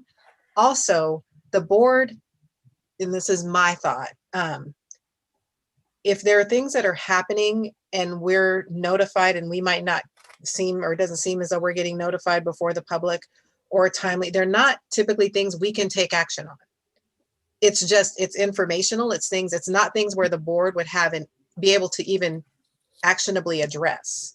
Mm-hmm. And so with labor negotiations, I will share with you that I know that is something that can change at the drop of a dime. And it's been happening a lot. And so, I mean, yes, it would be nice if that could happen, but at the same time, I think, understanding and giving grace to, it's difficult to understand what it's like to be negotiating for days and hours and weekends, and then finally coming to an agreement and having to share it out, because we're doing this on this date and we've got to get parents and we've got to get everybody notified. So I think sometimes understanding that there are some processes that are much more difficult to give immediate information about. I guess, and this is on me, I don't think I was completely clear. I think there's different situations, and with labor negotiations, I think they're their own beast, and I totally agree. I guess it's longer range things. It's more, for example, there's a lot of work that goes on, I feel. So just to name one is the boundary, right? There, I actually looked through all my weekly updates and things because I didn't know that there was going to be, until I saw it on the agenda for the RFP for the boundary work. I wasn't even completely aware that that big district-wide item was going to be happening. So I guess what I'm asking for guidance on is, I don't feel like as a board director, I feel like I'm blindsided sometimes with a board meeting for something that's going to be this huge district-wide decision. And, when is the board even notified so it's on the radar of the board to understand that something is coming like that? And But so the to think boundary about what we're is- doing. Oh, I'm just saying, so this is what we're putting on the communications. Sure. So we're addressing the issue you're talking about. So I don't know if, so I guess my thought is this. I think if we go through all of these, we could come up with an example of when it didn't work. Sure. But I think that the goal today is to come up with protocols so that moving forward, we have an expectation that this will work. So I don't know if it's going to be beneficial to hash through the times when it didn't work for us and it didn't do this and didn't do that. I think we're establishing protocol moving forward so we can go back and say, hey, this is what we agreed to, and this is what needs to be happening, because we don't have that right now. So I think this would be helpful to alleviate some of those situations you're talking about. Okay, so then I would like to add some language in D2 that said that, large district-wide plans, are as soon as the preliminary work begins, I would like to be notified. And so I don't know how we want to use that or write that language, but I would want to see some language. And I would, does anyone else feel the same way about that? I feel like, if we're committing budgetarily to something huge, then that ought to be coming to the board immediately, because, we're not going to go into a boundary discussion and things like that without discussing it prior to, budget forum. So I wonder if, that should be centered on a budget matter, and I don't know if we have a section just There's a addressing budget that. section. There is. Yeah. There There's is. a budget section. Okay, And yes. absolutely. Go If I ahead. could add some context as well, that what is now A2 in communications, the superintendent will provide information of a more immediate nature to the board via email when appropriate. The phrase immediate nature typically refers to some situation that might be emergent. It's something that happens that may be beyond our control, and we have to do something to address this need as quickly as possible. Our existing protocol, and I know that there's been perhaps some consternation or wondering about receiving information just in time or right before it goes out to our families. And our protocol is, by definition, to make sure that the first group of leaders, the first team to get information that is district-wide or emergent is our board. And it may be, as I've heard some of our board members say, I've gotten it 15 minutes before someone else did, or 5 minutes before. Sometimes it is that emergent. And I can tell you today has been one of those days. I've been on the phone with OSPI, Deputy Superintendent. We've been working with our labor management teams in constant conversation throughout.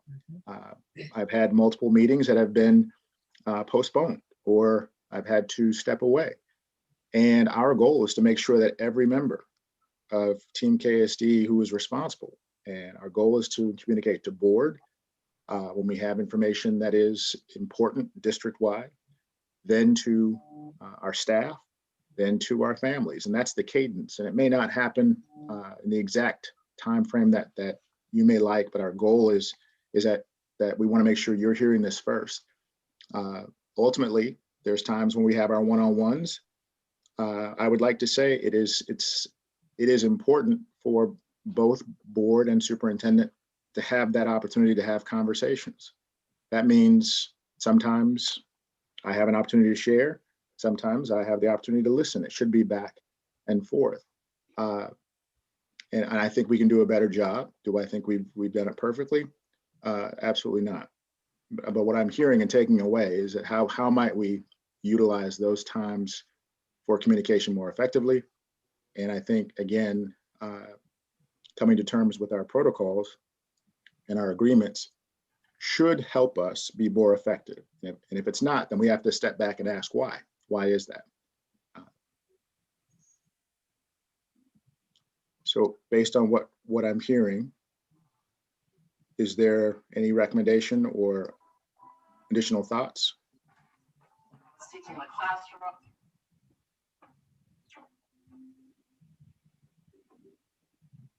So are we good with the language?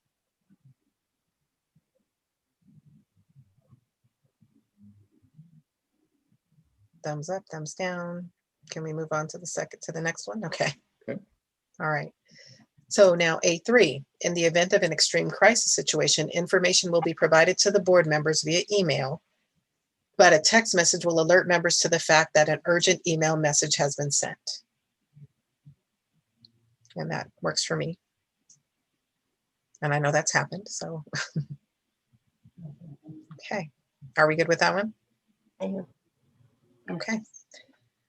Next one, the superintendent will provide the board advance notice of good Lord Jesus, I'm sorry, I'm gonna start all over again. The superintendent will provide the board advance notice of anticipated prominent media stories whenever possible. Okay. So does that mean if you know, we typically might know that a media story is coming out if there was a request from the press for a statement. So at what point would we give an advance notice? Like, what does advance notice mean in action?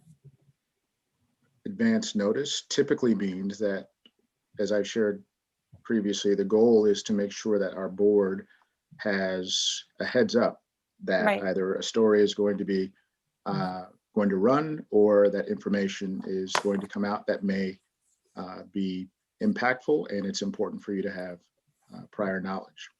Yeah, because That has happened in the past where we've been given knowledge of stories that were coming in, but oftentimes they don't always contact the district. So I mean, so if it's only when you know, right? I'm thinking of the situation with the teacher last year about this in late January, where the district was notified and they was asked for a records request and asked for a statement. So there were many times, I think, when the press notified the district that they were looking into something, and then that was something that I saw on the news. You know, I saw it, you know, on the news before I heard about it from the district. So that's why I'm asking about that.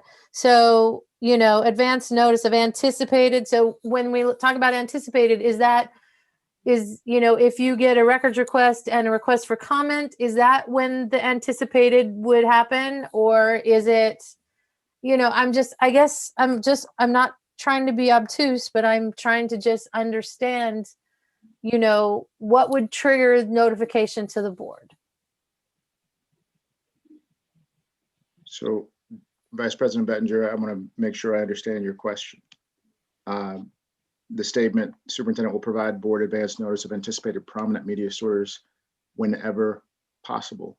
Mm-hmm. And so the notion that we are somehow making a decision not to, and I'm not saying that's your that's my inference. I'm saying sometimes situations may occur, like you brought up and I appreciate the examples that you often bring up. I will say that they're examples of situations that have occurred. Sometimes it is the case that not every example provides the same context. The example that you gave, certainly an incredibly complex situation that had many moving parts. Now, I can't tell you exactly what I was thinking or what was happening on a particular day, but I do know that that situation itself was more involved than I think what people may have thought. And just from comments that I heard, there were comments that said, hey, that's a pretty easy decision. This is what the district should do. And there were again, a lot of factors that weighed into some of the decisions that we did have to make. So without going into detail, I can't say beyond a reasonable doubt what every situation is going to what behaviors are going to be dictated based on the behaviors or based on the events. I guess I'm not being clear, because this is about media stories, prominent media stories. So what would trigger the district to notify the board if there was a potential, an anticipated prominent media story? So would it be if you got a records request and a request for a comment, would you then say to the board, hey, you know, the Seattle Times asked us for a records request on X, Y, and Z and asked for a statement, so there might be a story? Or is it, I'm asking what the trigger is for the word of it that would cause one in the district to think there was an anticipated prominent media story? Yeah, that's a great question. And I guess I would say, let's all define, if we took a pen and wrote down our definition of prominent, we would probably have different definitions. And sometimes it's the media that defines that. And sometimes it is a situation that we may not necessarily be able to control. When we find out, and that's why whenever possible is the operative phrase.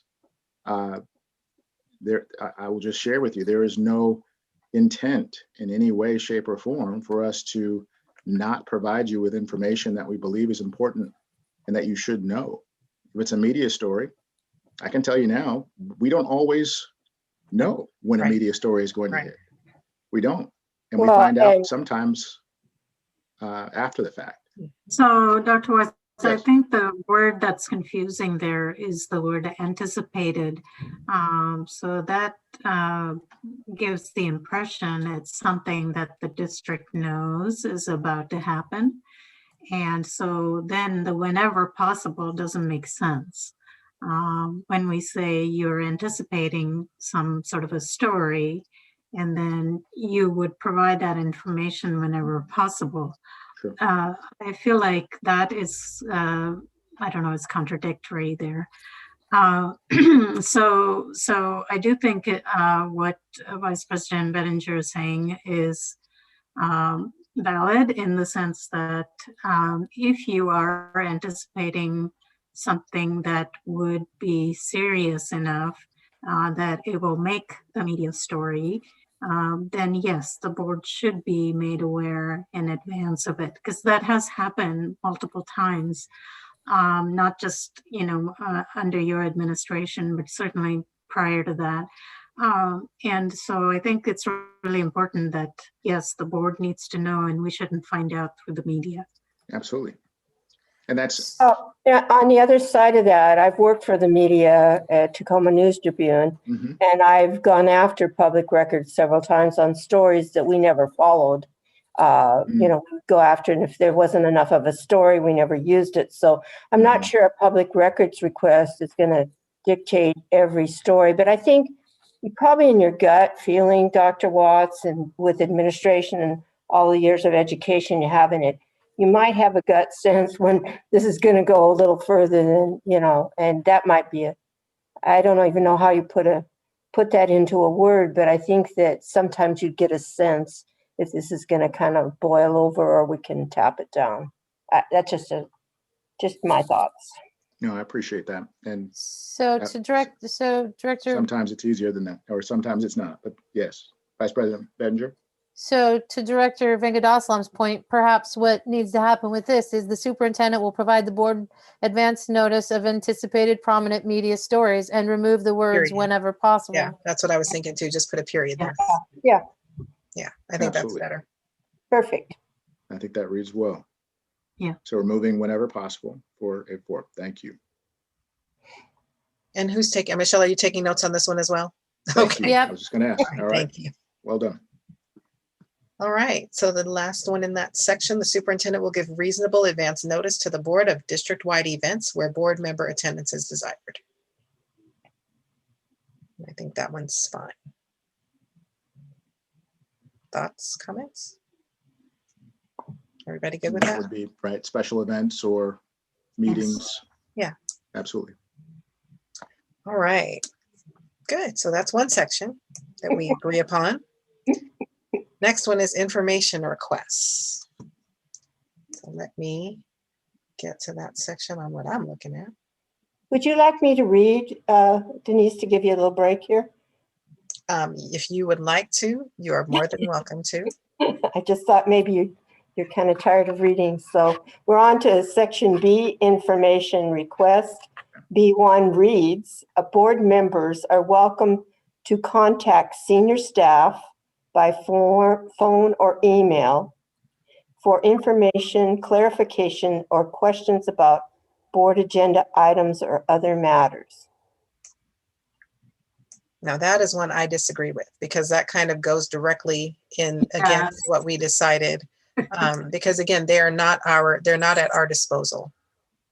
Mhm. So I think that all of our requests need to come through Dr. Watts as we've established in our previous protocol. Yeah, you can't have chain of command and then have Right. this. Yeah.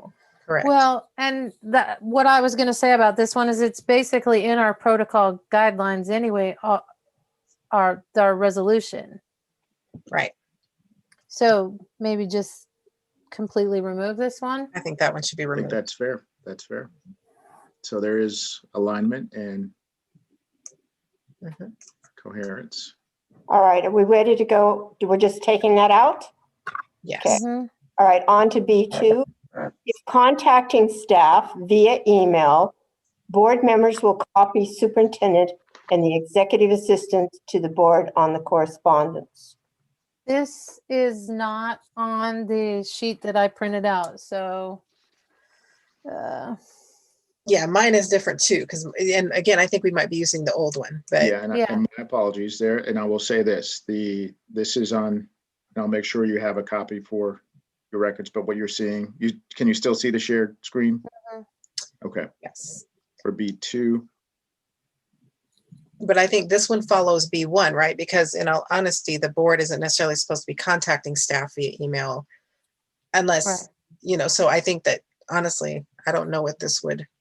I don't know. I mean, we're not asking questions, but we can provide information. I mean, I don't know. there's a like for fine line. legislative stuff, Absolutely. I've copied Dr. Watts, and I do copy Dr. Watts and Yes. Karen, but Yes, I do sometimes send things to Ben, sometimes to Sean saying, is this phishing? That makes sense. Technical And- questions, things like that. I appreciate that. And the makes context sense. does matter. And I think part of it goes back to the protocol that, to direct staff is different than, I would say, Yes. contacting staff. Mhm. Yes, There is a thank you. difference. Yeah. That makes sense. So what are we going to do with B2? I think we can leave it. Because So at the end of the day, contacting is different than direct. Is that what It's I'm like, what hearing? if we need tech support, right? What if something's wrong with our Absolutely. laptop? Yeah, Or, you know what I'm And- saying? So yeah, I think that makes sense. Just absolutely. copy. And I've said this before, I want you to be able to get your needs met. I know, but I also know that staff have roles and responsibilities as well. And this is just what I would call the partnership that we, Yeah. that we are engaged in. And if there's something that you need, I mean, that's a perfect example. Tech support or legislative, and I'll talk with Director Vengadasam about how everything went, but that's a perfect example, right? We were able to have discussions with team and then to provide information to you so that you can in turn provide information to staff and I. Mhm. So is there Yes. a recommendation for, in this case, information requests B2? I think it's fine the way it I is. say we keep it. Okay. Yeah. Yeah. Keep it. But on those phishing emails, I send those to customer service. So we don't have to send those here. Please don't. I know. We want to make sure we don't send too many. Yeah. Yes, I appreciate that. Okay, so we're good with 2? Yes. Okay, we're on to B3.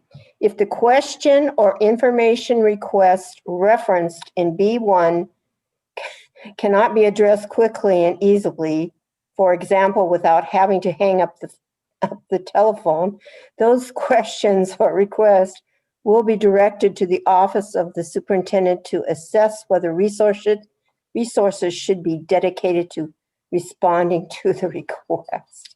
Well, here's we a perfect removed example. B1. Yeah, so we removed B1, so I think that one should be removed. Strike, yes. Yeah. I hate that one. Okay. I don't know what it says. Okay. All right. Same concept. B4. All right, how about we take turns with this? Somebody else read section C. We can make this all inclusive. We can There all you take go. turns. Very sure of life. All right. Yeah, B4. Go ahead. Who wants to take section C? Well, I'm Well, still we on haven't- B. We haven't finished. We're still Oh, on I'm B. still We're looking at still on mine. B. Sorry, guys. I'm Yes. still looking Okay. at mine. Hey, Mine you're not going to usurp my authority here to finish. Nope, I'm not. You go ahead. I'm so sorry. I was looking at mine and it only I has know. 3. So I'm dedicated We'll to get some clarity on that, that's for sure. yeah, B4. Any Go question? ahead. please proceed. B4, any question or request approved by the full board will have the necessary resources dedicated to its resolution, regardless of the magnitude. I need a So- clarification on this because I didn't understand this. Yeah, I agree. When it says approved by the full board, does that mean, so if I say, for example, if Director Benno says, I would like a report on such and such, does then the whole board have to vote on it? That is the spirit of this recommendation, that if the full board is wishing to have information, that we will, obviously will work to make that happen, whether it be a work session or whether it be, a meeting or BSGT. That's the spirit of. It does run counter to our agenda item Right. thing where we have to have some sort of a majority or something, right? Or the board needs to agree. No, That I it gets on understand. the Yeah. agenda. Right. This is Yeah. why, this is Yeah. why we're here to have these conversations. Very And good. and it also, yes, because if we're in the middle of discussing something and someone asks for a report on something, well, because we've already agreed that number 13 on our protocol guidelines, then we'd have to table it to the next meeting and then add it to the agenda, and have an agenda item to discuss and vote on the report that Director Benno wanted in my example that I started. There you go. Well, and that's a perfect example. It would really depend on what the topic was, certainly, Right. but generally speaking, I think we've reached consensus. Sure, we can resolve this in a different way. Strike. That's So we say strike and move on. I think it's just stricken too. So we're striking B5. We're striking it. I think so. Thoughts? Okay. We're on to B5. We're Director struck. Benno, You said did you have B4? We were on B4. did you have a Yeah. comment, Director Benno? No, I was just gonna say it just sounded weird. It says regardless of the magnitude. So if I could ask if we vote on something that's really expensive, anyway, but we're Or moving. really, Or really like records of every student test score from the Yeah. from the last 20 Yeah. years of So so yeah. we've had that Oh, I'm asked sure. before. Absolutely. Yeah. So B5. Okay. So I'm trying to take notes and I don't have all these on my sheet. So I will want to go back to the B's to make, so we're striking B4? yes. Yes. That's what I Okay. heard. Okay. Okay. And we struck B3 as well, I think. Okay. We'll just go on to B5. And B1 we And struck. B1, B3, and B4 are gone. Yeah. Well, they're Only gone. B2 remains. Okay, Right now. say it, only B2 remains right now, which is if contacting staff via email, board members will copy the superintendent and the executive assistant to the board on correspondence. Okay. That's correct. Okay, I'm on to B5. Yes. The answer to any question or request that requires research or analysis will be shared with the full board. I agree with I that. like that one. I agree with that. Yeah. Mhm. Okay. So we're keeping B2 and B5. Okay. Can you scroll please to, so I can see B2 again? So we're keeping B2? B2. Yes. There you go. B2. If contacting staff via, okay, keep B2 and B5. That's what we're keeping on that section. Okay. Thank you. You're welcome. All right. Who's doing section C? I can, Thank you, Director. of course. All right. And I'm reading the screen, not my document, I'm assuming because it's Please, different. can Okay. you see? Okay. Yep, I'm good. All right.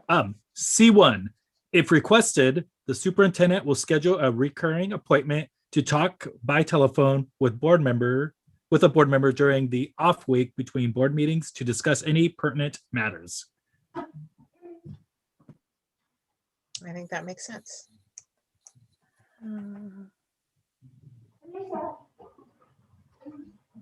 Okay. I don't have this C1 on, okay, I might have it. Okay, because I have just a different language. During the off week. Okay. I'm gonna need a new, in order to do this effectively, I'm gonna need this copy, not the one that's in the SharePoint. Are you asking for another copy, Vice President? Yes, the one in SharePoint, this is section Understood. It's section B, B. and the language is, Yeah. and the language it's is different. different. Yes, that's right. Okay. Language is different. Thank you. Yeah. So, so again, so to me, this one, I think there's another place about the superintendent will periodically. So it's like, to me, C1 and C2 are somewhat duplicative, because if it's going to be a regularly scheduled, then, I don't know. Do they seem duplicative? It seems like they could be combined. I think one focuses on the one-on-one meetings that we have. Like that's our current practice. They're Which regular, is they're monthly? timely. And the superintendent will periodically invite. So if we're in normal in-person setting, Oh, I see. there would be Okay. opportunities for us to have school visits. We can still do that now. It's just a very different way, but that would be a very typical way to visit a school, visit classrooms, and then to schedule. This is just really being very precise, because obviously we would probably be discussing this as we're talking or as we're walking, in a very typical walkthrough example. What did you see? What did you hear? Okay. At this, So does this prevent board directors, like, I've been invited to classrooms and things like that. Does that mean we can't go visit a class if we get invited by a principal or I mean, yes, you can. No, that does not Mhm. mean that. And so what I'm saying, this would be, for example, if we have a special program that I would like to, make sure the board is aware of, there might be an opportunity for us to visit a classroom again in normal circumstances. Mhm. And then I'm simply being precise with scheduling one-on-one meetings. We would likely already have had multiple conversations about this as we were walking and discussing. Mhm. You could also add that, just imagine that as a topic for discussion, debrief on our school visit as an example. In non-COVID times, how many school visits do you do a week? It really depends. I would say at least 2. That's generally speaking, but that's, again, it just depends on the week. Typically, beginning of the year, obviously, and that's one of the things that I've shared openly, that I missed more than I could possibly imagine is being on campus for the first few days of school and seeing our students and welcoming our families back. But yes, so that would be a regular cadence. Okay. Are we good with that one? Yep. All right. All right, C2. The superintendent will periodically invite individual board members to join him. Oh, wait, did we just talk about that? We did. So, okay, we'll skip So to I guess we C3. approved C1 and C2 in the same conversation, right? That's what it felt like. I'm sorry to throw something else in here. So looking at C1 with the old document, and I'm just wondering why that one changed, because I feel like, we have these one-on-one meetings that has nothing to do with scheduled school visits, but that's been stricken. Is that a word? Stricken from Right. C1. I mean, I'm okay with what C1 says. I'm just wondering why it doesn't talk about one-on-one meetings that are beyond the scheduled school visits that we currently have. Yeah. That there's a specific reason that we just identified C1, C2 as a unique difference between, but we can schedule one-on-one meetings and, whether they're regular or as needed, whether it's by phone or, again, in non-COVID times in person. What's your recommendation? Yeah. I like the old language. If requested, the superintendent will Yeah. schedule an appointment to talk by telephone with a board member outside of regularly scheduled one-on-one meetings to discuss any pertinent matters. So the Yeah. implication is we always have regular one-on-one meetings, Sure. but if there's a request, so I would agree Yeah, with I like Director that. Dasalam. I like the old language that Mhm. was on there before, and if anyone wants, I can read it again. No, I like it too. Actually, I have it here too. I like it. Yeah. So I prefer Sure. the old language because it implies that we have regular one-on-one meetings, but if something pertinent came up, we could schedule a phone meeting. And if we want to add language on how the superintendent prefers that meeting to be scheduled or that appointment, we can add that language too. But yeah, I like Okay. the old language. That's fair. That's fair. I appreciate the comment. So C1 will be replaced by B1. I'm sorry. C1, it's B on my form. So Right, yes, right. so, Yeah. so the old language from B1 on the older document. It's a new C1. Yeah. Mm-hmm. Mm-hmm. Okay, go ahead. All Right. right. And so we're done with C1 and C2 now. So we're on C3. Yes. Thank you. Okay. The board and superintendent agree that the superintendent is the only employee who reports to the board of directors. All other employees in the Kent School District report to the superintendent, and therefore the superintendent has exclusive responsibility for hiring and evaluation of personnel and giving direction to staff. Yeah, I think this one is important because that's true. That is the parameters of the responsibility. And it's interesting because when I first got on the board, when I had mentioned when they would bring qualifications of an employee, I was just like, why are they, just as a courtesy, but I was curious about that because the board has no directive over the hiring of anybody or anything outside of the superintendent. So I was always curious about that because we technically have no input to that. So I guess Kent has done it as a courtesy, but I think it's important that this be remembered and be honored. But by law, the board is ultimate responsibility of the district. So, but we don't have hiring responsibility. Our single employee is the superintendent. We have no hiring responsibility. We have no evaluative responsibility of any other member of the staff. And that's where I think some people don't understand. We don't have the right to speak on that. Or we can speak, we have no decision-making authority over any other employees. Yes, but at the end of the day, if something happened in the district, local authority and the law is that the board is ultimately responsible for every decision made by their sole employee. Correct.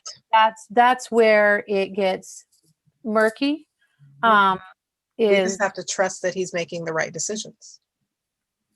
That is what we do. We have no input into, he is our single employee, the single person we evaluate, the single person we employ. All other staffing is his decision. Can I ask a question then, President Daniels? Yeah. Like in the board meetings, like we approve like hiring and different positions Yeah. and stuff like that. Contracts, we approve contracts. Those are contracts, not We necessarily the approve employee. They're the contracts. contract. Correct. We're The approving. superintendent ultimately does all that, of course, because we don't need to be doing that. Correct. But we approve the contracts is what we Correct. approve. Okay, thank you. Yes. But President Daniels, that has been a mystery to me too, because we go into the executive session and we say yay or nay, and I'm saying, well, we don't say yay or nay, and remember about executive session. So we don't say yay or nay. I think people may give their opinion, but I think the understanding needs to be that our opinion doesn't impact or should not ever impact the decision of the superintendent with regards to staffing. So then why is that brought to us? It's a courtesy. And I think that's because I asked that question. It's a courtesy that Kent has done. And I questioned it quite a bit because I'm like, that's not appropriate and that's not the board's purview. So it's just a courtesy, just as an informational. But Dr. Watts, please correct me if that is what I explained to you, and I'll explain to that has been just from past practice. That was a conversation. This was not a practice that I was used to in districts in which I've served. Other districts. And I've actually spoken with legal counsel, and it is not a shared practice nor a common practice. Right. But if you see that individual's name, let's say you agree with them or not agree on that personnel report, you're still approving that personnel report. Yeah. So that's just where like you approve bargaining agreements, just like you approve contracts. Right. So if there are two people who don't agree with whoever might be on that report, and two people who do, or if there's there's not a tiebreaker, but three people who don't agree with that, then they can still vote it down. Yep. So that speaks to specifics that I can't speak about right now, but I'd like clarification on that, really, because something up close and personal, I wonder if we did that right. And I would suggest that we did not. Yeah, I guess the clarification needed is, if we don't have that, then the personnel report shouldn't come to the board. Well, all we're approving is the report. I think the problem is that we assume that we can decide whether or not we're going to approve, right? I mean, it has to be presented because it's a financial obligation. Right. So, but we can't, in my opinion, vote it down simply because we don't like the person or don't agree with that's not our purview. We have to approve the financial obligation to that contract. That's my understanding of it. So that's why it is a financial. So if we hire a new executive director, that salary is a big chunk of money that we have to approve being obligated. So we're not necessarily improving the person, we're approving the positions. Right, but what if but then the name shouldn't be there? Why is the name there? Yeah. Maybe informational? Again, part of the courtesy and what is typically done, which is what occurred, is that the individual who's typically responsible for supervising that individual, as we've done in the past, that person will speak to the qualifications and will speak to the process. And again, it is served as a courtesy because the hiring of staff is superintendent's responsibility. And the process that we followed has been what we followed up until recently. And the question could be posed because while I do serve as superintendent, and part of my role and responsibility, and I take it very seriously, is the hiring. And the irony is that part of my evaluation and documentation was about retention. And I take that very seriously. And the irony is that it's difficult to retain if there is the possibility that I may not be able to hire. And so if that's part of my responsibility, again, we want to make sure that there's clarity in that practice. The other side of that is what I would want to avoid, certainly to protect the board and protect our interests as an organization, is to put ourselves as far away from implementing an adverse employee action. Mhm. That would be That brings me a lot of questions that I need a whole lot more clarification, and I can't. absolutely, and that's perhaps speak- for another I can't conversation. speak to specifics here, but boy, Absolutely. that is not the way I understood it, Dr. Watts. So, And yeah. that's the way it's always been presented, that we are making a decision. No, And so, and it's never been, that has, in a year and however many months I've been on the board, that has never been made clear. And so if that is something that is different, then, that's It's always part a- of, that there's should have been part of Opportunity for a onboarding. teachable moment. Yeah, Yeah, absolutely. that should have been part of onboarding for board directors long ago. and I'll say this. So prior to this board, when it was served as informational, none of the board members gave opinions. They gave opinions either for or against. So this board is the first in that to what I've No, experienced. That's not true with the Okay. board. To what that I've I- experienced, prior to- this is the yeah. first board that has actually had those conversations. Yeah, there were board members who have said no to a employee Really? based on information they know. Yes, that has happened before. Okay. So yeah, this is, I've been on the board for a long time, but I have never, the fact that we have always approved the personnel report, and it doesn't make sense to me why we would do that, other than I understand about the funding commitment, but then we can cite the position. We don't have to cite names Sure. on there. And also we've done situation where, like for SIP plans, we have accepted something and not approved necessarily. So I have to question, is our process in approving that, does that need to be revisited as well, and understood why we're doing that, not just Yes. discussing. Absolutely. Because, when you have people that don't understand the ramifications of when you're voting on something, asked to vote on it, that really needs to be crystal clear. And I can see where that confusion, and thank you, Director Van Gosselen, for bringing that up in the past, because, yeah, thank you. Obviously something for further discussion.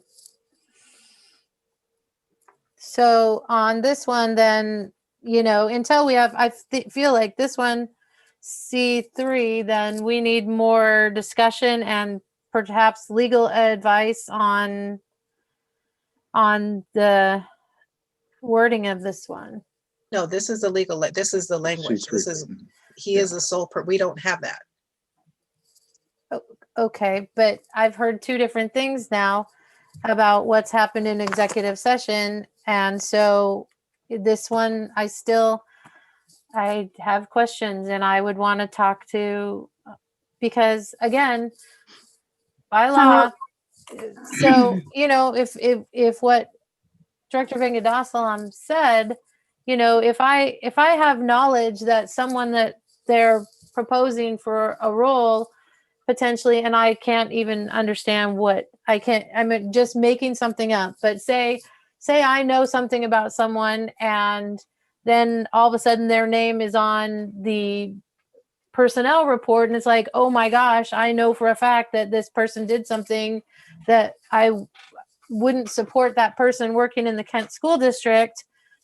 Obviously, first I would want to go to the superintendent, but with executive sessions, we don't. Again, that's another, we're supposed to have things 3 days in advance to ask questions. And so if these things come up, it would give you time to ask questions before, right?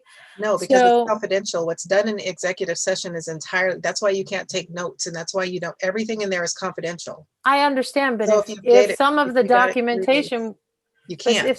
if some of the documentation, okay, well, then It's personnel related, so you can't do yeah, that. I cannot agree to C3 until we get some clarity, I feel. Yeah. And I don't think there's anything wrong within your example.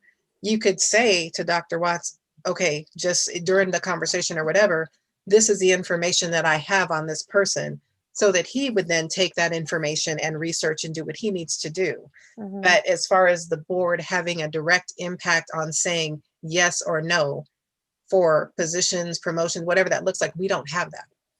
Yeah, and I need to clarify that what has happened in the past is that a board member has found that an individual was not fit for that position based on what they have observed in another district. And so that may have had some influence on whether it went through or not, but there was no vote, Right? you know, It's not a in the decision by room. the board. Yeah, it's not a decision. No. Boy, that is so confusing to me. I mean, you have to approve a supplemental report, so I you're think voting. what Director Vengadasam said, accepting the report is probably the better language. Yeah, Oh, think- boy. yeah, I I think think we can that's talk where about the confusion. Accepting the report.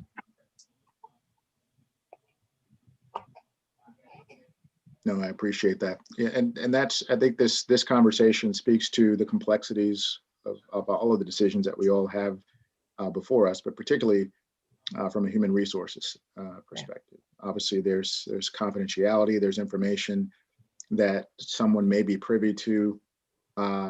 You know, again, it's like the person who reads a book, and the person who picks up a book and reads page 237 and believes that they understand what the entire book is about. Sometimes that's not always the best way to gather information. So to get the full story, you know, we need to have that opportunity to ask those questions. I think that's fair. But it also has, you know, as we know, any decision we make, sometimes it has consequences. Mhm. I just don't get how you can vote on a supplemental report and it's still a vote. Or pull it. It's kind of like voting on the calendar.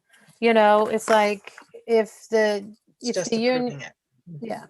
yeah, it's approving the calendar, but Yep. to have two options, then that sends a message to, and I'm not disagreeing, but it sends a message to the community that there is some choice, and it's you know, it's like in that case, I'd prefer to just vote on the calendar that the union has decided on rather than see two choices, because then it gives the impression that there is choice without full understanding. It took me a couple of years to even understand that the union had already presented both calendars to their members, and then we're bringing the recommendation to the board, you know, so it's it's another vote that I don't understand if we don't have any real, you know, it's presented as if we have authority. But, and again, like I said, I will go back, you know, at the end of the day, you know, we are ultimately responsible for everything that happens in the district through our sole employee, which is the superintendent. So. And we're also just on another note, as he mentioned, we would also be responsible for a potential unfair labor practice that was brought because of something that the board Yeah. decided. I So, get that. I'm and starting that's to not, see and this. so that's Mhm. not our purview. So that's the thing. So we would be stepping outside of our responsibility and our authority, but we would So- put ourselves at risk, because the reality is, and I'm just going to say this, if the board, let's say the board decides to vote on something that pertains to an employee, we don't have any history of evaluation. We don't have any history of performance. We don't have any, unless there's a 1 or 2 issue. We don't have any history of that employee's performance or evaluation or their service over the years. So we really don't have the information to make that decision, because we are not evaluators. We are not, that's not our job, except for Dr. Watts. So for us to make a decision based on something that we decide we don't like because we don't agree, that's not legally held up. You can't go into a court and say, well, I didn't like this, so that's why I didn't vote to, I mean, you can't do that. And you should, and HR, I know you know that. So those are the ramifications that has we not, would put ourselves to, that we it would be has, risking. and it has never been mentioned to us by legal counsel present, right? That, so again, this has been a very confusing thing. And so it's come up more than once. And so in that regard, you know, it becomes, you know, it is, why has no one said anything prior to today? So that is, it's, when we're presented with things to vote on or to accept or this or that, it's, you know, clarity is important. And, you know, if you're asking me to vote and give and presenting it to me and it's going to be coming up for a vote, then, you know, in a year and however many months, 2 months or whatever, it's, again, it's, clarity is important. I want to just point of clarification, Will, my screen has stopped sharing, I believe. Can you see the It's back. document? Yeah. Yeah, it's Okay, back. okay. I just also want to remind us, we have a Oh, exempt session scheduled for 14 minutes, 8:30. yeah. It is now 8:16, and I know we're making some great progress. I just wanted to let you know where we are. I just want to say that I really appreciate this discussion. I know we're going on and on here, but this is very important because I get one thing said in my head and I can go with it. And then this other, and we really haven't talked about the individual problem that I have because I can't, but I'm saying I didn't have a total understanding. I get it on the employees. It's some other stuff here on the employees that I don't get. So I appreciate that we're going into this. We can schedule our next one-on-one and have that conversation. That's the purpose for this meeting. Mm-hmm. And I think it's an educational piece that really the community really doesn't understand. I'd say you're absolutely right. It is. Because they think we're responsible for everything. Why didn't you do that? Yeah. Yep. We may have time for maybe one or two before we transition to exempt session, but I wanted to. I think we only have one more in this section, right? We're on Unless mine C4, is- I think. Okay. But we didn't decide on C3 necessarily, right? So we're on C4 Well, though. Honestly, I think it needs to stay because that is actually correct. I think that it's correct, but we are not going to make it through all of these anyway, so we'll probably can revisit after, Yeah, because we're not going to make it through all of them. Protocol. Yeah. Yeah. So, but I think we should leave it because it is accurate. As long as we revisit. Sure. We will definitely revisit. It is. All right. Between this and my online training I have to do, I'm learning a lot. It's amazing. That's right. Hey, Big all leaders are schools. learners, right? That's right. Yeah, always a learner. Yes, Yes. always. All right. Can I move on to C4? Yes. All right. The board has exclusive authority to hire and evaluate the superintendent and adopt policy. The board has the sole authority to adopt the budget, and the superintendent has a primary role in its development, oversight, and administration. I'm good with that. I'm good with that too. I'm good with that.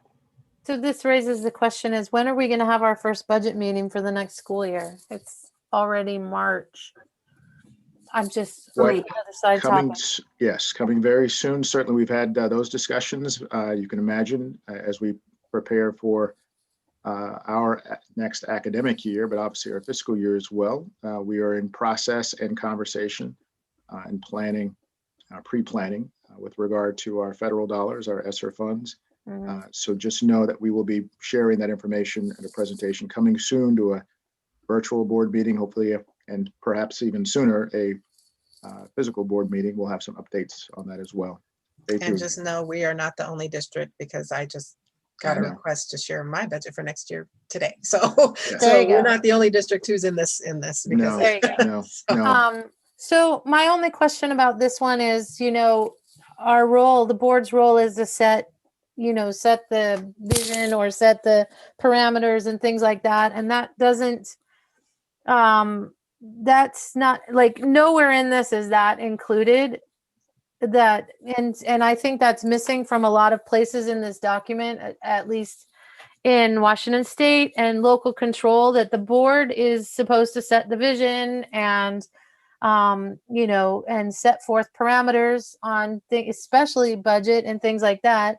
And so I don't see any language like that in this piece of it. Isn't that in our policies around the board responsibilities? It is, but I want to make sure that we don't, like, one thing you want to make sure with these resolutions and things like that is it's not superseding any policy. And so to me, I just think it needs to be stated in here, at least, especially in this specific section, that the board, you know, does set the parameters and sets vision for the budget. So maybe we could add, the board has exclusive authority. Okay, so the board has sole authority to, the superintendent has really, okay, so I Yeah, think they're that on the really first two separate. sentence, maybe What? we could say an adopt policy and other responsibilities as defined in whatever, where the policy, I can't remember exactly where the board directives are. Mhm. Would that be helpful? Because that way we know that there's more Mhm. to it than that. It just speaks to, because that would be a lot of language, I think, to add in here. So if we could, maybe if we could just refer to the board responsibilities. Yeah, I feel like those two sentences are separate. Yeah. One is talking about the budget authority and the superintendent's role in that. And the other is talking about our responsibilities as a whole. But yes, it is limited to hiring and adopting policy and not Yeah. talking about vision, mission, and all. Yeah. So So I think maybe helpful. maybe we just remove that last line because there's a whole section on budget later. Is it in there? So let's, Something to similar Yeah. effect. okay. Let's just go very quickly and again, give it our, so this is F. So it's not in there, not in the version I'm looking at. The old G is different from Yeah. F. Yeah. Mhm. But that looks like and sounds like this is a perfect opportunity for us to Mhm. pause and then come back to. And it sounds like there's some language, I think, that can marry the two between Mhm. the sole authority to Right. adopt the budget. And as you know, part of your responsibility, especially when we're talking about the conversations that we're going to have very shortly, there are parameters and that we would want to need to receive from our board to help us in the all aspects of the bargaining process. Mhm. That's one example. And we can Okay. perhaps come up with language that would support that. Okay. So I've made a note. We stopped Okay. there. Okay. And then, like I said, I just need, because this got changed between the time from, it's Yeah. different than what I saw on the thing. And what we can do, Vice President Benjer, is we can coordinate and I'll make sure you have the most recent, recently updated, make sure you have that language to coordinate with the Mhm. revisions that you've made. And then we can make sure that Karen and I have that and we'll make sure it's updated. Mhm. Okay? Yep. All right. That's good. Right. So are we finished with this particular piece and can move, do you want to close out and then? I would recommend that we're team is scheduled and they to arrive for our 8:30. This would give us a little bit of maybe a 5-minute stretch. It's 8:23. Okay. And if you want to call this this meeting. Call it concluded and give us a break. Okay. Yes, that would be So I will perfect. go ahead and adjourn this meeting and at 8:30, the board will reconvene in an exempt session. Thank you so much for those that have tuned in and I hope you have a wonderful evening. We appreciate you. Thank you so much. Clarification, do I? Now, don't hang up. No, don't go. Just stay on? Yeah, don't hang up. Okay. It's just that Stay I on think the the- recording can, well, I don't know what that looks like, but don't hang up. Yeah. Okay, Stay on. okay. Yeah. Thank Just you. You'll see the exempt session. There's the meeting has been set. You should have seen the Teams. It's going to be a team session. Oh, it's a I'll ask- different, so we do have to Oh, log. so we into do have to that. get off of here. Yes. Sorry about yes. that. I didn't My see that. apologies. Yes. I thought that we were being moved into the room. Okay. No, we're on Zoom now. That's why. So we're going to go into Sure. Teams. And President Bettinger, Yeah. are you still there? Okay, just wanted to make sure. So we do have to log off and then go into Teams. Yes. Okay, Yes. thank you. All Thank you. right, see you Nice. soon. So we'll leave.